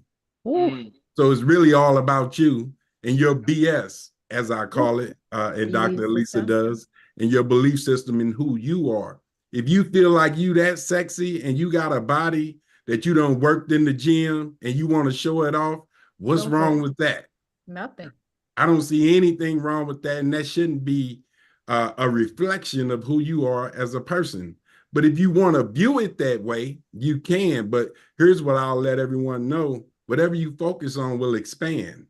So if you focus on the negativity of it, then that's going to grow and you're going to find everything you want to be mad about. Look at this. I can't believe this. And now you're viewing and you're doing what they want you to do by looking at it just to criticize it.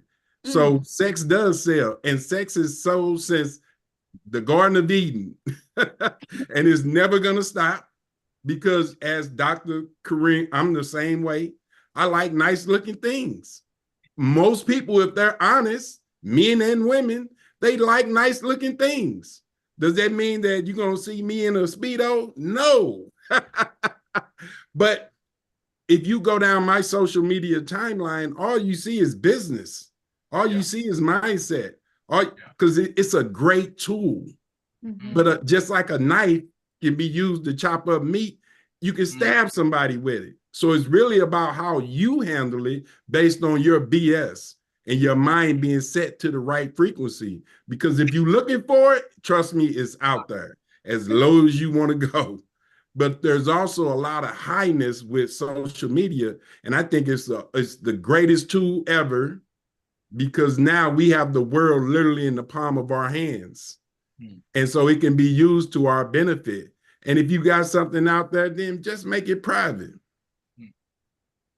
And the thing you have to remember when you are putting it out there, that whole time, the thing, words are hard sometimes. The thing is that what you're dealing with is other people's perceptions, and it is what it is, and you can't control that. So, So I guess the question I have for the panel is: Are we discussing this more in this is my personal social media, so I can do whatever I want to do, or is this more representative of I'm a business owner, I'm an influencer in a particular light? Because I get it, because I got a lot of fitness people, and that's the reason they put their stuff out there, because I'm a fitness trainer. I got fitness coaching programs and stuff like that. So of course, before I invest in anything, I want to see the results. You're not going to buy a car without test driving it, right? So I understand with social media that some people will use that because it is a part of their brand, right? But then we got a whole group of people that this just thirst traps. Right. It is what it is. There's nothing marketing behind it, you know. So I guess that's where the line lies at, as far as, are you going on this pathway or are you going on this pathway, based on why you're using the tool of social media. So my biggest thing is, how much is too much when it comes down to the next part that I was going to ask the panel real quick is, how does, again, I love what Coach E and everyone rang out. It's how you think and how you perceive it, right? But we're looking at, we have these young people watching, and young girls and women. And so what does, and I'm, again, like I said, I'm going to be sexy no matter what I have on. It's just me, right? And most of us, all of us. And it depends on who's watching, that thinks some men would be like, you're not sexy at all. And some men are like, oh my gosh. So that's one thing.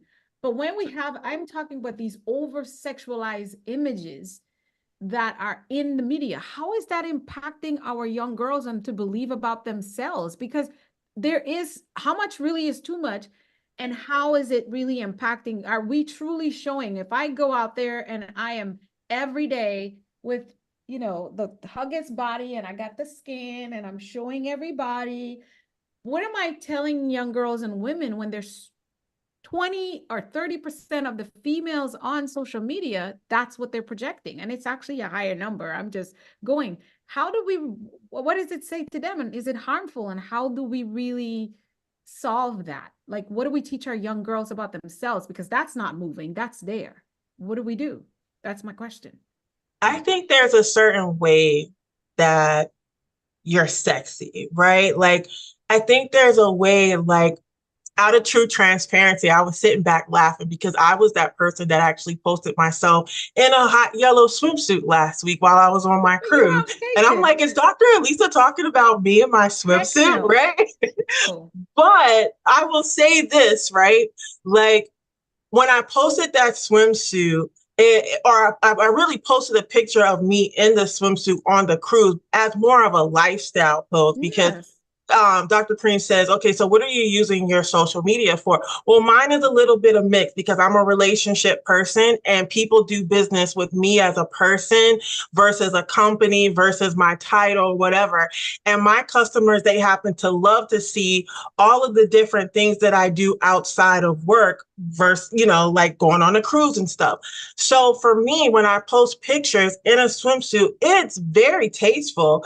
It doesn't say, oh, come get me. It doesn't say, oh, I'm up for grabs, I'm up for sale. Or at least I hope it doesn't, right? No one's come at me in that way, right?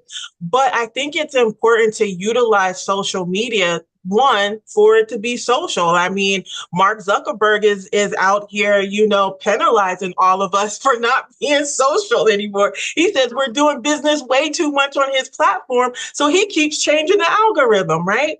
So we have to still continue to be social, but there's a certain way that you can be social, and it has to be tasteful. Like, I love what Dr. Alisa says. Dr. Alisa is sexy. She knows she's sexy, right? I feel the same way about myself sometimes. However, you're not going to see any pictures of me revealing certain body parts or making it so that I attract behaviors that come towards my way that I don't necessarily want.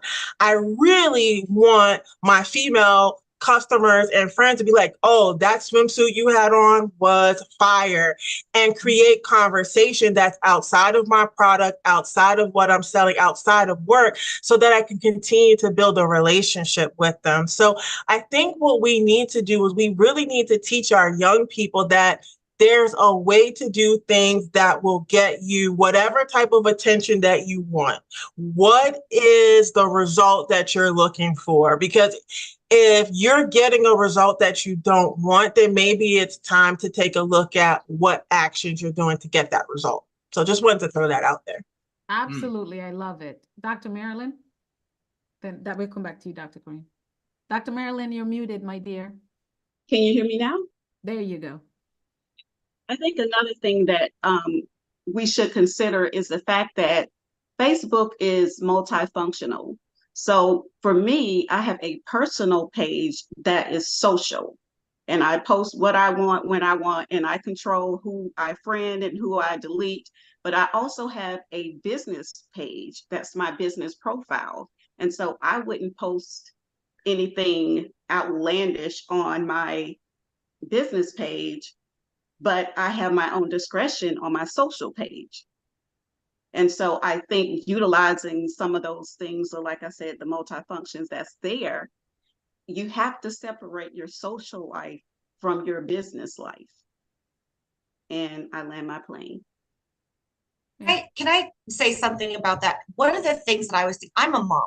First and foremost, I'm a mom, and everything I put on social media, my children will see. So I always keep that in mind with anything I post. And then I work with children all around the world, right? So I also know that they're watching me too. And we can have different role models. And my role model was Mother Teresa. You know, it could have been like Marilyn Monroe at the time, you know, whenever I was growing up, because I'm old. But you know, I chose Mother Teresa because she was doing something in the world that mattered and was like super significant. And I'm not belittling Marilyn Monroe's contribution to life, but like what resonated with me, I looked to her as a role model. So I realized that anything I put out there, somebody could be looking at it. I could be inspiring somebody.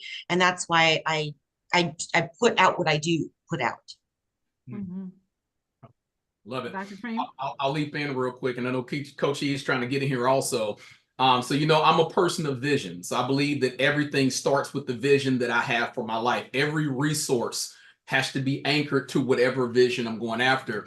One of my favorite books is Think and Grow Rich by Napoleon Hill. Notice he said, think and grow rich, not work hard and grow rich, not bust your tail and grow rich, because the most valuable thing you have on your person at all times is this up here, right? Which means I want to employ this as my number one employee that's going to get me to my fantastic finish line. One of the best chapters in that book is the chapter on sex transmutation. And the problem with the concept of sex, because it's been so taboo as a topic, right? That most people don't want to talk about it or address it. And so everyone has their own interpretation of how they're going to use it or utilize it. It was brought on here earlier from a couple of the panelists about how they use their social media. For the students that I coach and train, I've told them, you can't get on social media and just keep blasting the same thing again and again and again. It can't be business, because you will bore people. Right? Which is why I do want to mix it up, because we do business with people we know, we like, and we trust. So showing that personal aspect of who I am, what I love to do in my pastimes, I think that is an essential, so you get to know me beyond the brand that I represent.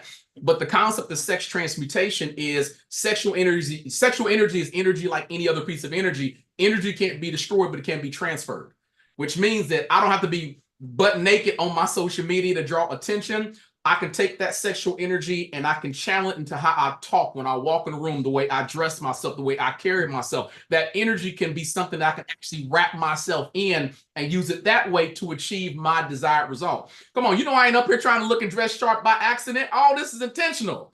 When you know the vision, you have to understand what resources get you to the vision, from your gift, your talent, your expertise on out, including how you decide to show up and use the energies inside of you to capture your audience. Right. So that's my thought right there. And I'll lay that microphone down for Coach E to pick up.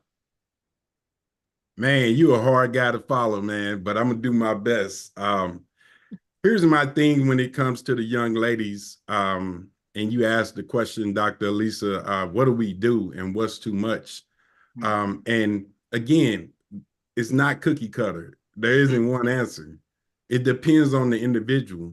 But what I'll say is, you know, I'm a 70s baby, Dr. Kareem. So, you know, I got a few years on you. But we live in a world with this generation where they've been raised with technology and with social media.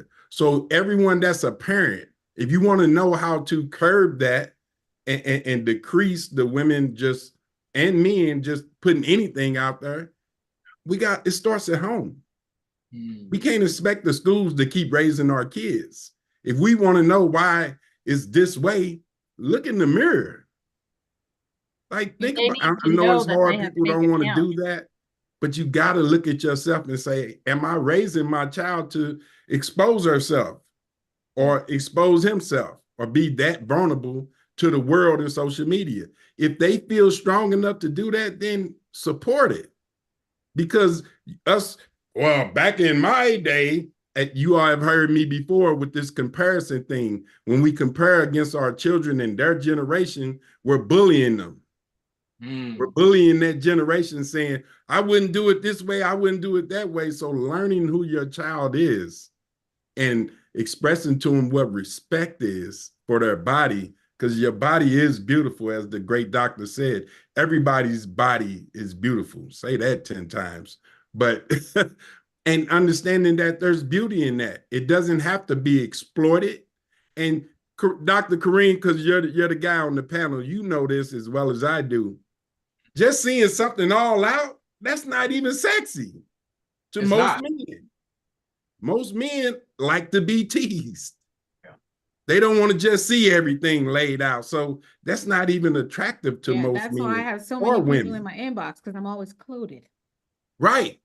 But again, it goes back to that's sexy.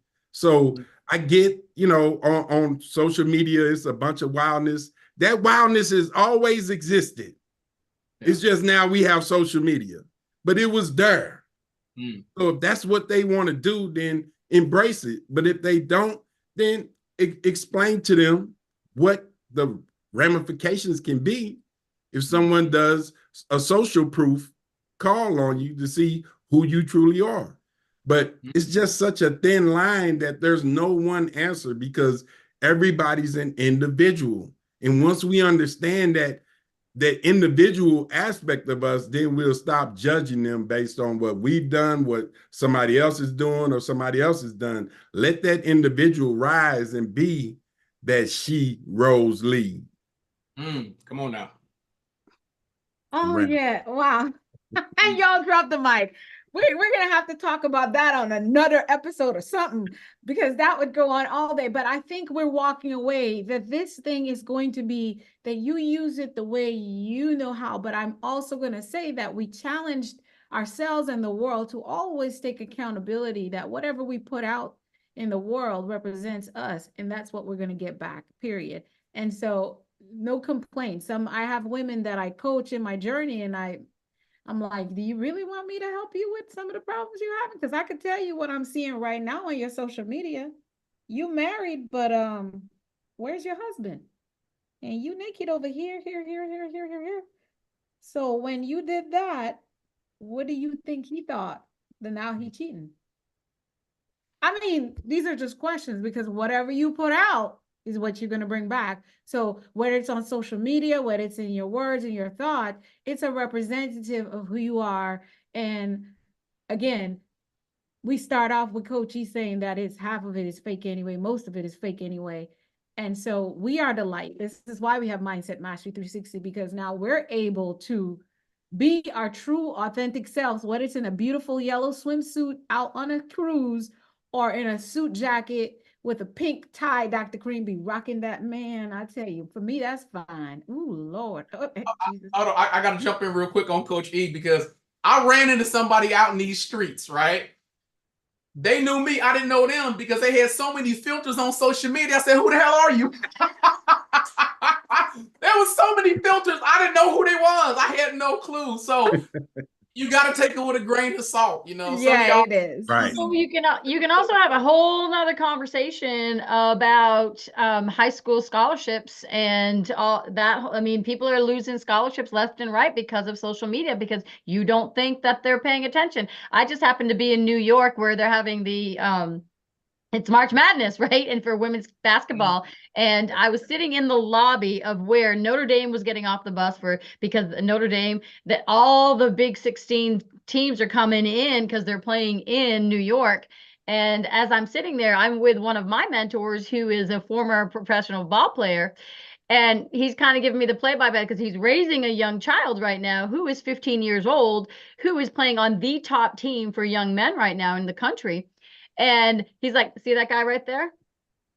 recruit, social. And so how are you also, you might be posting this over here on social media, but they're also watching you. So depending upon how much of a limelight you are putting yourself out there. It's not the same.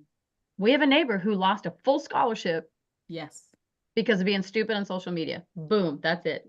Next. And again, so basically what Deb just said, and a lot of you said, is based on what your goals are in life, you better watch what you post. And I'm on that. I saw a young girl, I was telling Dr. Kareem that there was a young girl who posed in a beautiful gown for prom, and she had a gun on her gown, a big rifle, and a young boy pointing a gun, and I think she had one in her hand. Lost her scholarship. Again, she wasn't inappropriately in any sense or form dressed according to no one's culture. She was well clothed. She looked like a beauty queen. But the guns were offended. So unfortunately, when you post on social media, you have to think, well, how is this going to affect who I am? Like for us, our brand, and how will I be perceived? And I tell you, no matter if you have a private account, you lock everything. Once it's in the webs, it's on the web. So if you don't want everybody finding out, don't post it. Period. And it doesn't even go about clothing only, right? Thank you all so much for that section. We've got some beautiful comments in the thing. Dr. Green, do you want to give us a couple highlights really quick? Because we want to make sure our audience is engaged as well. Let's see. Yeah, we got a couple of decent comments that come in here. There was a question I thought I saw. I'm trying to scroll through it real quick and take a look. Hawk said nobody should be seen in the Speedos. Noelle brought up the concept of smoke and mirrors with filters, and that's so true in this day and age of social media. And that goes both ways. I see a lot of people that use smoke and mirrors to create success they don't actually have or earn. So if you were out there in this day and age, do your homework on people. Success leaves receipts. I can't take nothing back to my regular store without a receipt to show proof of purchase. Proof of purchase in this industry is doing the work. There should be a track record. So I love the fact of smoke and mirrors, but I want to take it in a little bit of a spin. Hawk says down here, nobody should be seen in a Speedo. And I can't lie about that. I'm petty. I did remove some folks about 3 months ago because it was one Speedo too many in my feed. I said, bruh, I don't want to know you on that level like that. I'm good. I need you clothed. I don't need to see London. I don't need to see France. And I definitely don't need to see your underpants. We good, right? Portia says here it's about intentions too. What are your intentions for posting all the alphabets of your body for free or on social media?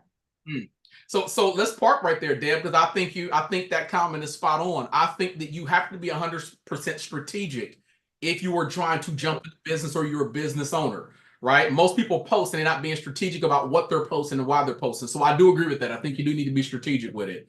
Hawk says less is more in his book. Eyes are sexy, full frontal. And then Slava wanted to hop in and give a comment. Slava, we still got Slava here?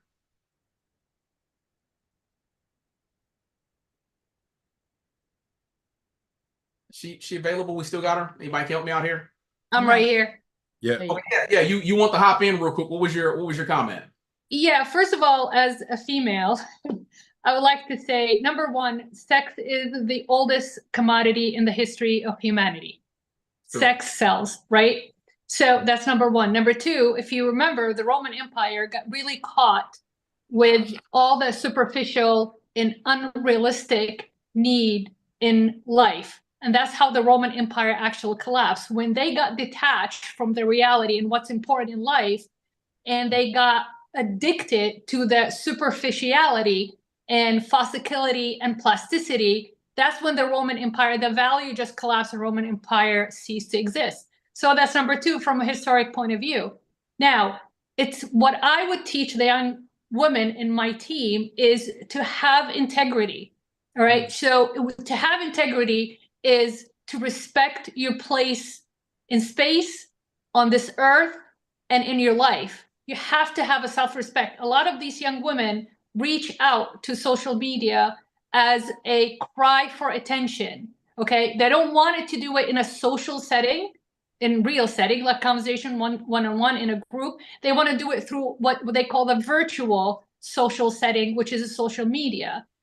That stems from looping back to what we talked earlier, is it's a confrontational. It's a conversation, not a confrontation. They don't want confrontation. They want to send it out there and walk away from it without having to have accountability, questions, why, intentions, and all that. It's a lot easier for these young people, and Deb probably agree with me because she works with youth a lot. It's much easier for them to send something out, not be accountable, walk away from it, instead of actually doing something in front of somebody that said, hey, hold on a second, you can't do that. So it stems from self-integrity and self-respect, definitely these young women. And that's what we need to teach in order for humanity to prevail and free these young women, becomes leader, becomes entrepreneur, and to have that confidence in themselves. Can I leap in real quick? I know we're about to transition to the most likely like the last panel discussion, but I guess the thing I have is I will be curious, because I believe that everybody here is a parent, and even though this is geared towards women, I know we got young men that are going to be listening to this too. We got parents of young men as well. So I will be curious as to what is the conversation you have, like one thing you have told your kid about social media so they don't end up messing up a fantastic opportunity down the road. Because I was in a relationship with someone who had a daughter and a son, and they had social media. They just had two different accounts. So they had the dummy account that the parents knew about, and they had the whole second account under a different name that nobody knew about. And of course, like all kids, you can't get nothing over on us, right? Because we done it all. So it's a matter of time before it comes out. But when it comes out, there was shock and surprise, because I didn't know you was doing all this and saying all this on social media. So for all my parents on here, what's like one thing you've said to your kids so they don't mess their future up by a snippet, a comment, a video, an image that's going to come back and bite them? Coach, he's jumping right in here. What you got, Coach? It's just like words. Once you speak them, you can't take them back.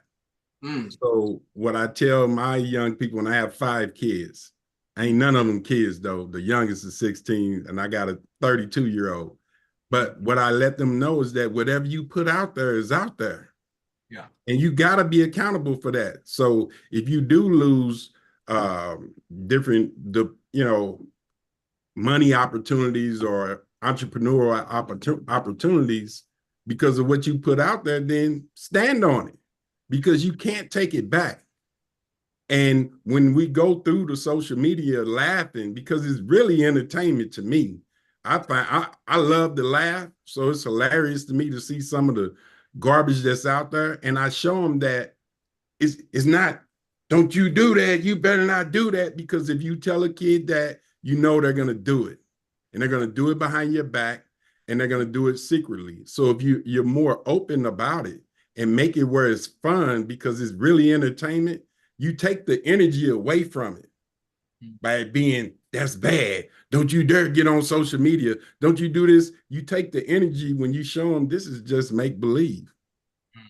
So that's what I teach mine, is it's all make-believe, it's all smoke and mirrors.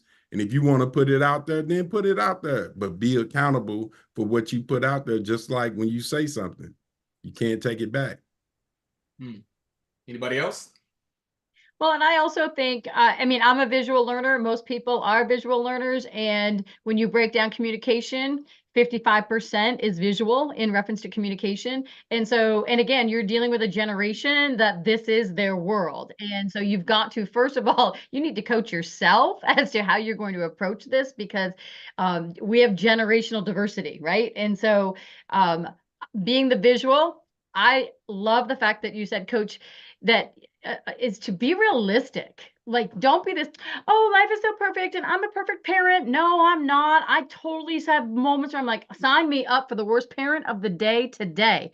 And so it's a matter of like literally showing them and giving them the picture, giving them the visual. Oh, and here, by the way, here's your friend. And you're right, Dr. Ellis, is that those fake accounts, they all have them. They all have them. And it's more than one.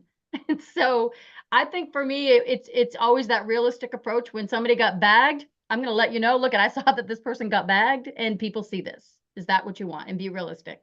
So I know we got to keep going. So. Gotcha. Moderator, I pass it back to you.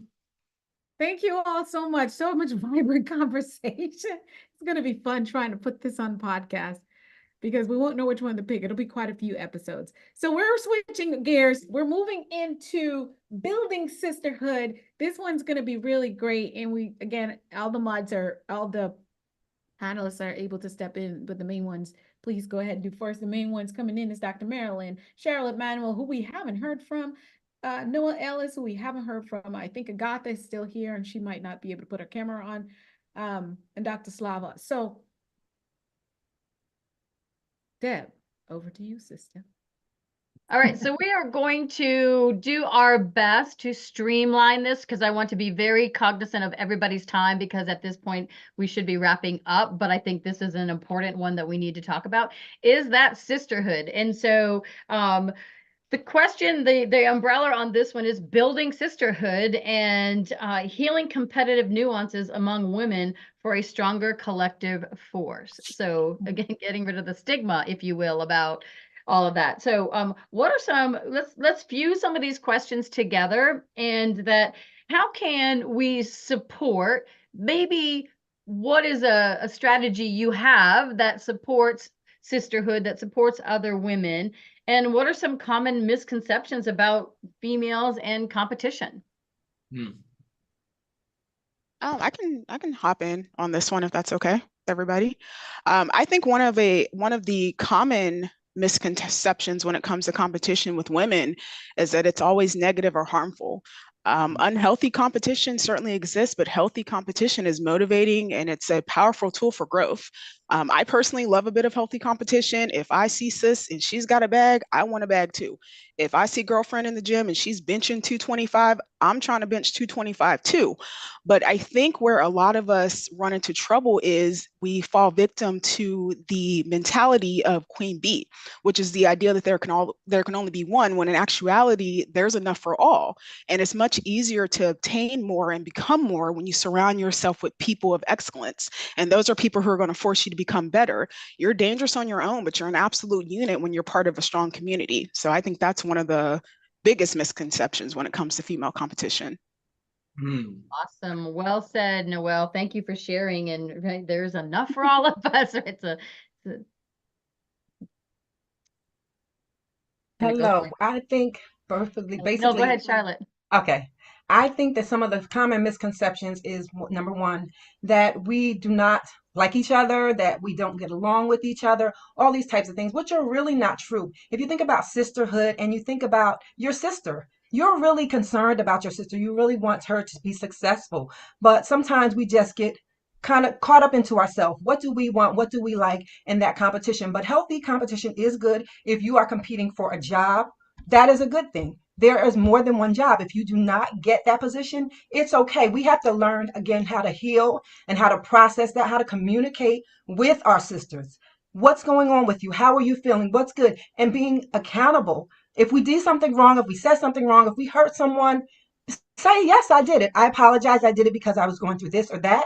But we want to learn. Accountability is we don't want to continue to make the same mistakes. We don't want to hurt our sisters. We want to be able to rise up.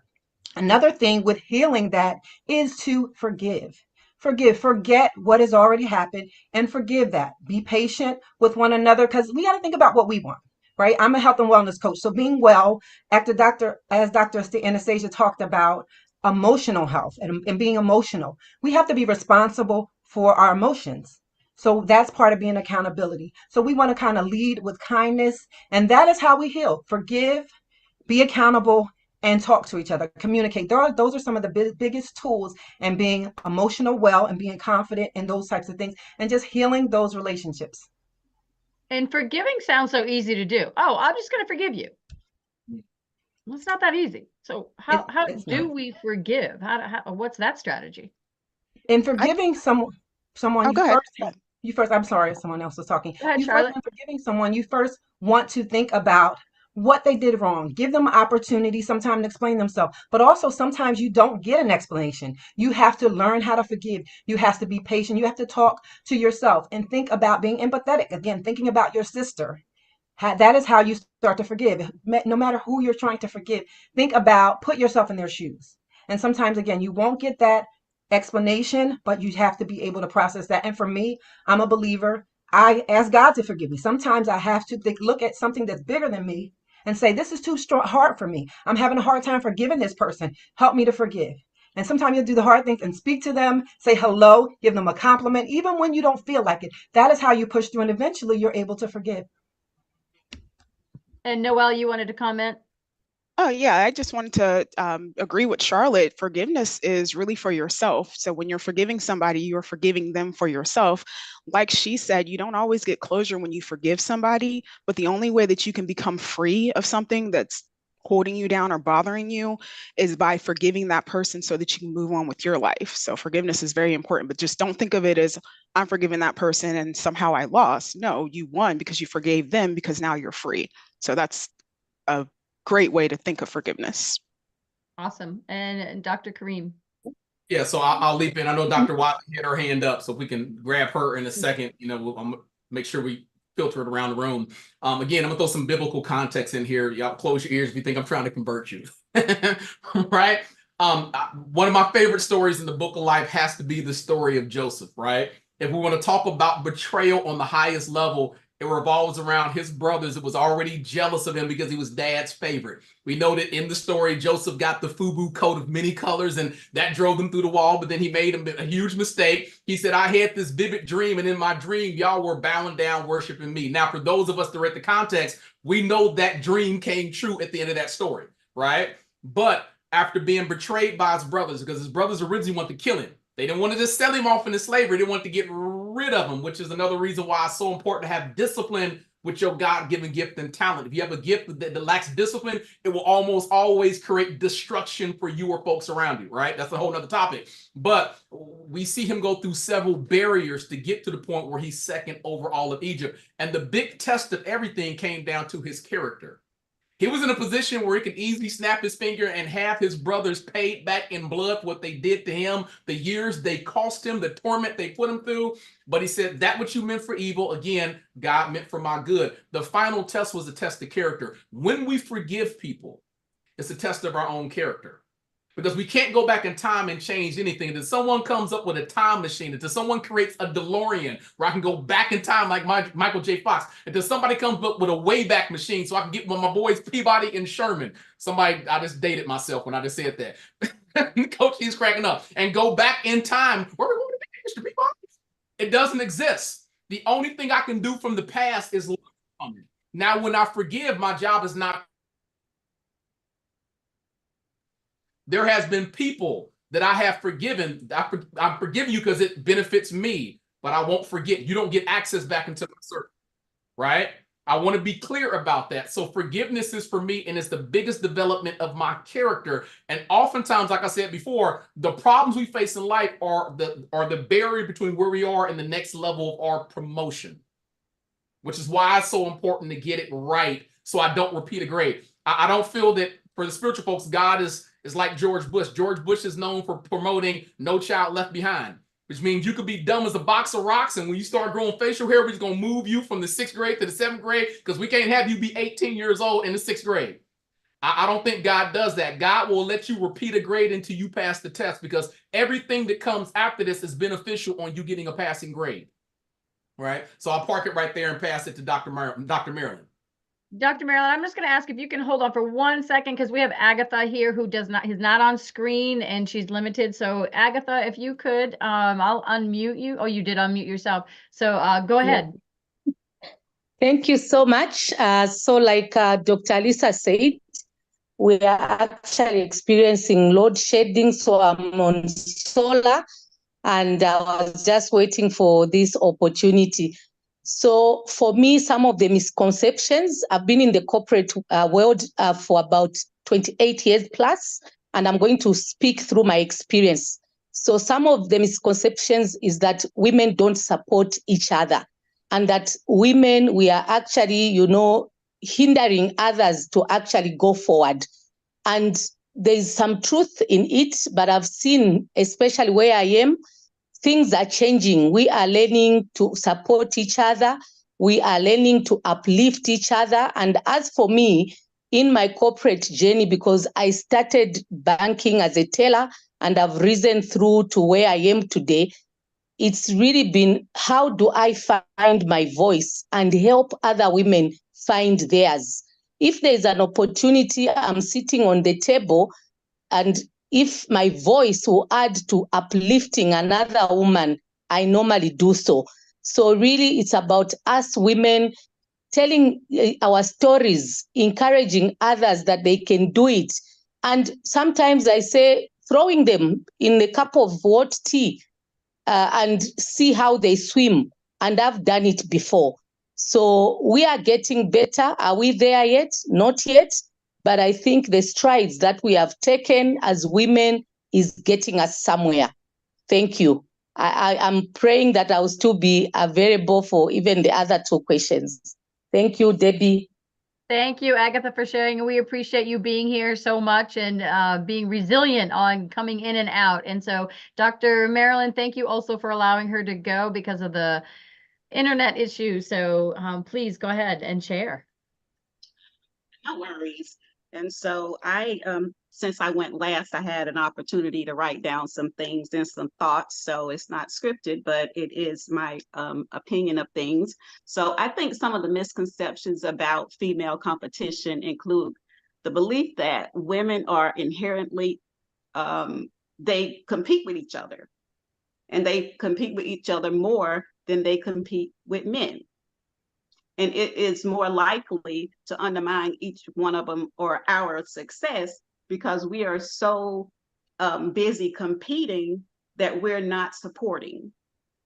And so I think it's very important to overcome these misconceptions and foster a stronger sense of sisterhood. I think it's essential to promote a culture of collaboration, mutual support, celebration of each other. We don't celebrate each other. We think if we give somebody accolades or somebody is doing good, then, oh, that's bad, or we're jealous that this person got a promotion, instead of being happy that our sister is growing and learning from our sister. So I think we need to start celebrating each other. And we can have, I think some of the things that we can do is have mentorships. You know, some of the programs, mentorship programs, networking, creating safe spaces for us to talk and, have dialogue. I used to do it was like focus groups. And sometimes it will be a focus group with everybody, but sometimes it was strictly for women because there are things that women want to talk about, but they need a safe space to let those things out. And so I think to foster sisterhood, we need to create some of those safe spaces for them to be vulnerable and say the things, whether it's relationship, career, family, whatever the case may be. We need to foster a safe space for us to talk. And I also said that some strategies and initiatives that have been effective in promoting collaboration and cooperation among women include affinity groups or employee resource groups specifically for women. They need leadership development programs tailored to women, peer mentoring circles, I think workshops and seminars and things like that, like we're doing in this group. This group is amazing when it comes to pulling women and men together to collaborate, but we have such groups as we're in today. We're promoting women, we're encouraging women, and I think that speaks volumes in sisterhood and bringing people together and knowing that we're here to support you, whether you're successful or unsuccessful. It is our job to cultivate an environment where we're boosting each other up and learning from each other. Awesome. Thank you so much for sharing. And it goes to, at the end of the day, you can't give away what you don't have, right? And so we can't give forgiveness if we don't forgive ourselves. We can't celebrate somebody if we can't even celebrate ourselves. And so that takes intentionality, that takes focus. And so we're gonna so thank you all for sharing on that. And we're going to go to our last we're going to explore our last content in reference to true desires and exploring what women truly want versus expectations. And so how do societal expectations impact as a women, our careers, our choices, our relationships, our personal fulfillment? So I'm going to open that up, and then we should have, I think, everybody on here now that is still on the panel here. In We can reference let to Agatha go first with this one if she's still here. Let me check. let's see if I can. I think she's still here. Yep, she's here. Yes, I am. Yeah, so I'm going to speak through this from maybe the historical background. And for me, I always want to look at my mother. So the times that she was growing up, the societal expectations were that she needed to be at home. She needed to take care of us, take care of the husband who was my father. Society actually expected her to be a home mom. And over the period, as I've grown, again, I've seen things have changed. And I want to believe that, it all borders on mindset shifting, where even women now, we are found in the workplace. So you find that now, despite, yes, there's in some circumstances, especially in Africa, a woman is still expected to be at home. But with economic changes, they see that actually some women are bred winners in families. So things have changed. And when I talk to my mother now and ask her what were her dreams when she was growing up, and she used to tell me, I wanted to be a teacher. I wanted to, make a contribution in my community, but societal expectations did not give me that leverage. So when you look at where we are now, things have changed. And I believe even as we spoke about the conversations like women in construction, women in the tech world, it's all evolving to giving a woman that platform, to giving a woman that voice. I had a retreat, I think I shared with Dr. Alisa, because of so many hats that we wear as women. And I asked just a simple question to say, what is your song? What is that thing that you love to do when you were young? And certain women with very high positions in the corporate world, they actually became mute. Some of them actually had tears in their eyes. And they said, Agatha, because of the so many hats, I don't know when I last even thought about myself. So it was a very, delicate and vulnerable that most times as women, we don't even go inward and ask ourselves, what is it that we really want? Thank you, Debbie. Thank you, Agatha, for sharing. Anyone else? Dr. Marilyn, you got your hand up? Oh, you're on mute, my friend. Okay. So I think societal expectation on women affects gender roles, because we are led to believe, or we have grown to believe, that women have a certain role that they should play in society, like homemakers, staying at home. And, sometimes the expectations of the society on women takes away from the woman's desire to fulfill her own purpose in life, because they are seen to, okay, you're supposed to be a certain way, but okay, why must I conform to the norm or this certain way that may not be my choice or my role or my purpose? And so I think projecting gender roles sometimes affect women because they feel like they have to conform to the norm. And so I think women should be free to do what they want. They should be free to live the life that they want. They shouldn't have to be defined by a gender role from what we've always known to do, the traditional way. Women these days are not traditional. For me, myself, one of the things that when I travel back home to Alabama, they always ask me, why aren't you married? Why don't you have kids? Why don't you? Because that's the expectation of a woman. Along with success, they also think you should be in a relationship, married with kids, and the traditional family. I don't want to do that. that wasn't my choice. So we have to teach each other that it's okay to define your own way, your own purpose, your own destination or destiny. Awesome. Awesome. Always live the life everybody else wants us to live, and we will continue to be unhappy if we don't step up and own our own life. Thank you, Dr. Marilyn. Choices, right? It's choices. And what is it that you want? Charlotte, you have your hand up, and then we'll go Coach Big E. Yes, thank you very much. I'm going to take it from a different perspective. Physically, we want to be accepted for what we look like, for our size, and all of those types of things. A lot of times in the workforce or in different, even in communities, say if you're just going out, if you're the main part of the main people that are connected with you, or if they're slim, if they have a slim waist or things of that nature, or if they have long hair, they're looked at differently. If you're the minority, they're judging you. Even if you have the expertise, even if you have the knowledge, we do not want to be put in that box.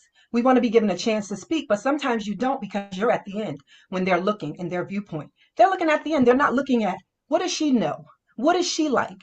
And how I know this, because many times I feel like because of initially I wasn't very assertive, people would be like, oh, okay, she doesn't have anything to say. How do you know? How do you know? So I do, in terms of being a health coach and physical, I like to encourage my people to not go from the outside first. Go in the inside. Make sure you are beautiful. You're the way that you want to be in the inside. Because sometimes you have these people that are beautiful according to society standards. However, they feel horrible on the inside. They have no confidence. They don't think they're beautiful. Their self-esteem is extremely low. And one of my goals is I would like women to feel good about yourself. Speak no matter what you look like, what your size is. I don't care if you've been in an accident, whatever it is. Feel good about who you are and your purpose. So I would just like to change that in terms of society, in terms of what we judge from a different point of view. Look from the inside. And you can't see the inside, but give a person a chance. If you see that person that is not saying anything, if they're in a corner, go to them and say hello. I like to look at those that most people wouldn't go to. Most people wouldn't look at. If they're in the corner, they're by themselves. I want to know what that person's thinking, what's on their mind. Awesome. So that's my 2 cents. Awesome. Thank you, Charlotte. Looking inside, because at the end of the day, you can't give away what you don't have either, right? So sometimes we have to pull it out on them. So Coach Big E, bringing it home. Yeah, I want to challenge everyone that's on this call and watching the replay. One of the things in that great book that Dr. Kareem mentioned in the Think and Grow Rich is masterminds. So one of the things I challenge, because everyone in this call is a leader. You wouldn't be in this call on a Saturday if you were not a passionate leader. But I need you to lead. So everybody in this call, my challenge to you is to create a mastermind. If it's 3 or 4 people, create a weekly call with the women, the men, whoever you want to choose. Create you a mastermind that you meet with like-minded individuals. And then you will have someone to talk to. You will have someone to bounce ideas off of. This is critical for the empowerment of women, to start creating these groups like Dr. Alisa has created and a lot of others have created. But some of you don't have a group. So I'm challenging you, start you a group. The second quarter, Monday, April the 1st, is the start of the second quarter. You need to have a mastermind because there's more women like you out there than you even realize. And what I'm challenging all of the ladies and the men to, create you a mastermind group where you will have someone that you can have ideas with. I just did a live. You can go out there at WTFMA.com and see it. I did a panel with all women for women empowerment. And from that panel, now we have a circle where now they're going to meet. So it takes you as a leader to create these events. And it's just a simple Zoom call, you all. And as they stated, if you don't have 3 or 4 people in your circle, your immediate 5 that are bigging you up and pushing you up, then you got to change your circle. But create that mastermind, and I digress from there. Thank you, Coach. Thank you. Thank you. Thank you. Yes, accountability partners are a thing, everybody. So get yourself one.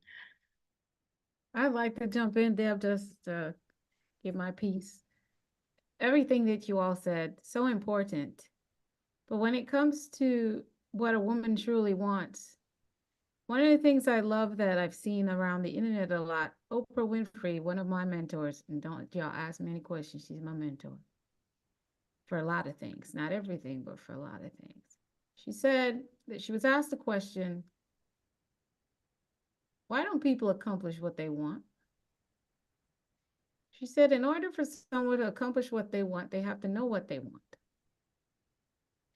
And I'd say to take that a little deeper is people don't know what they want for sure. They don't know what their true desires are because they don't know who they truly are. And that is a mindset thing. And that's what we're here to unravel at MM360, Mindset Mastery 360 Global, is that every person who comes through the door, there's one small, just being around the right people and the lessons we intend to teach as professionals and people who have learned a few things in life, is that you get back to your core values, your true belief, and figure out exactly who you are. And once you figure out who you are, you get to figure out why you are here now, because your why is attached to your who. And once you know your why, now you get to figure out your when, your where, and your what. And then that's the magic of being a human and being alive. And that's what we intend to do. So what do women truly want?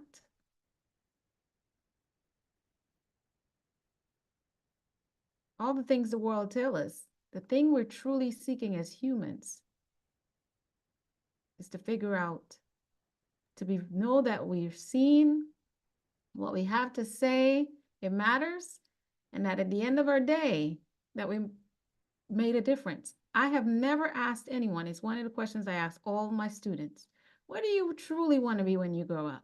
Adult students, and not the kids. I worked with kids too, but I'm talking about my adult students. They're anywhere between 18 and 60 something. Some I've had a 70 something year old recently. Just wanted to hang out. And nothing anyone ever told me was attached to them being rich. Everybody wanted to do something. I want to help people is what I heard. So everyone wants to know that their life matter. I reminded my students a couple of days ago that Steve Jobs is not remembered because he was a millionaire. Elon Musk is not talked about every day because he's a millionaire. Some do talk about his money, but that's not why we remember him, why he's Elon Musk. It's because he created products and services that change the way our life evolves. Steve Jobs had one mission. He wanted technology to be in the palm of the hands of every human so that we can communicate. Mark Zuckerberg, who we're streaming on his platform today, same thing. He wanted to bring people together. His why was noble, guys. And then he became a millionaire. And so many times we put the money, as my people would say, we put the cart before the horse, and then we can't move. So I would say what do women truly want, what does humans truly want, is to know that we matter. And we start by reconnecting with ourselves. And so that's what I yield to that part of the conversation. Deb, back over to you.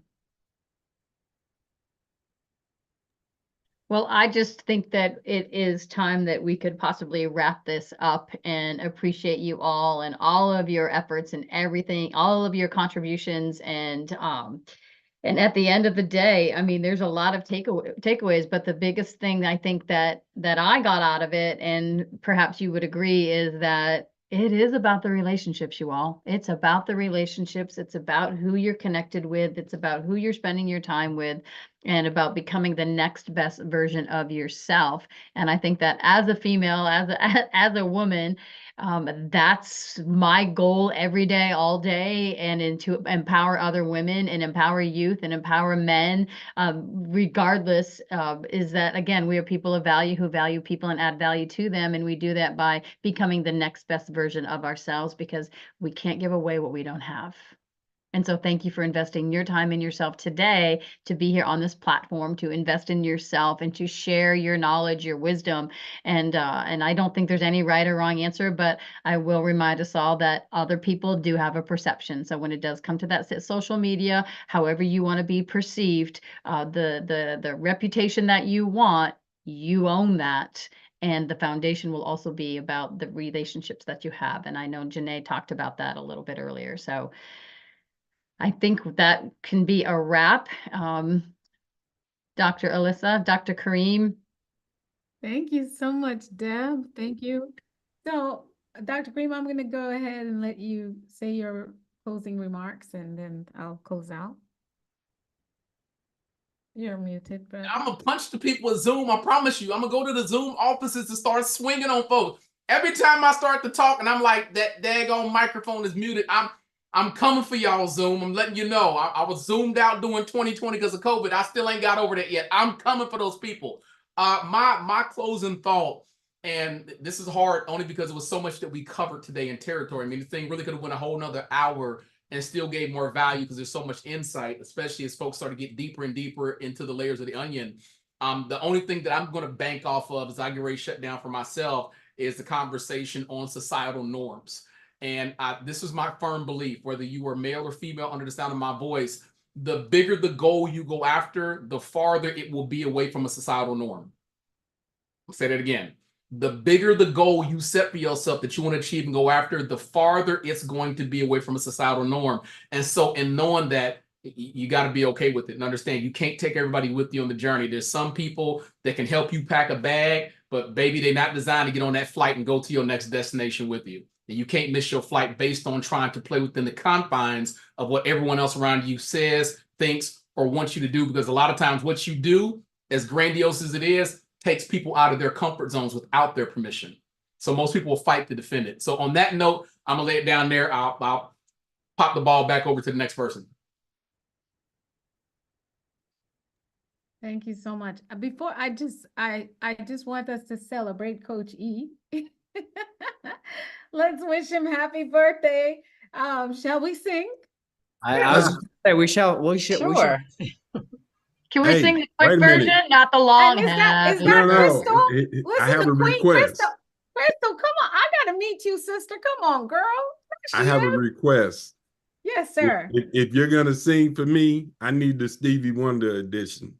I don't want to hear no dry birthday. I need happy birthday to you. Yeah, that's what I want to hear. So this man is gonna. That's what I'm saying. Not the slow version that we're tired and drawn out. He is the true Aries. All righty. 1, 2, 3. Happy birthday, dear Ernest, my friend. Happy birthday to you. Happy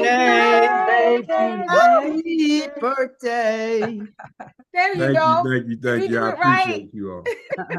Thank you, Crystal. We got to see his beautiful wife in the bottom, well, of my screen. K Moss, that's his queen, Crystal. Crystal, we need you over here. Come on in, power couple. God bless you so much, our brother. We thank you for being a part of us, and may your life continue to be filled with abundance, and you continue to help the youth and the family shift.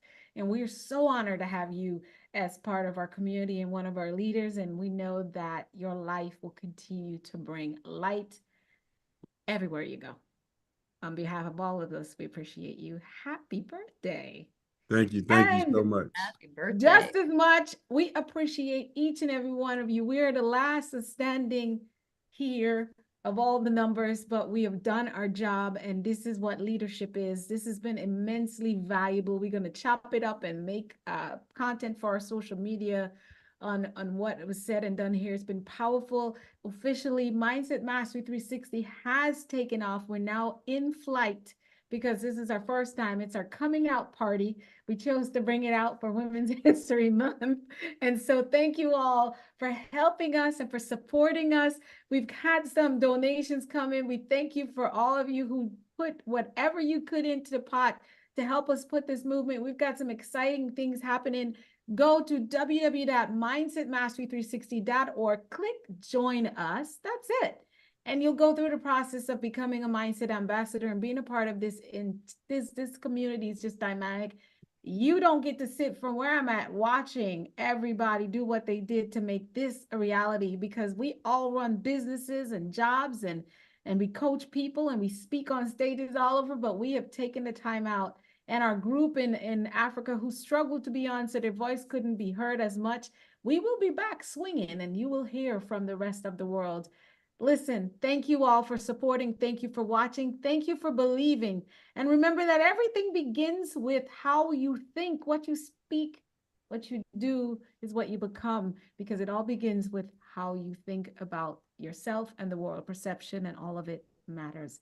Until then, we are Mindset Mastery 360 saying, keep empowering yourself, keep transforming lives, and keep changing your world. Be the change you want to be in the world. We are over and out. Team, don't go. We will disconnect from our live and we will just wrap for the end of the day. Thanks. And Coach E, all those people singing off key, that wasn't me. I put my stuff on mute. So everyone that was off key, that was all of them. I was on mute the whole time. Hey, it's the thought that counts, Kareem, man. I'm going to release that video of you singing. Don't you start that. I got video footage of you singing on a Zoom call. I love it. Thank you all. How do I end streaming? Someone, Trevor, help me. I don't know.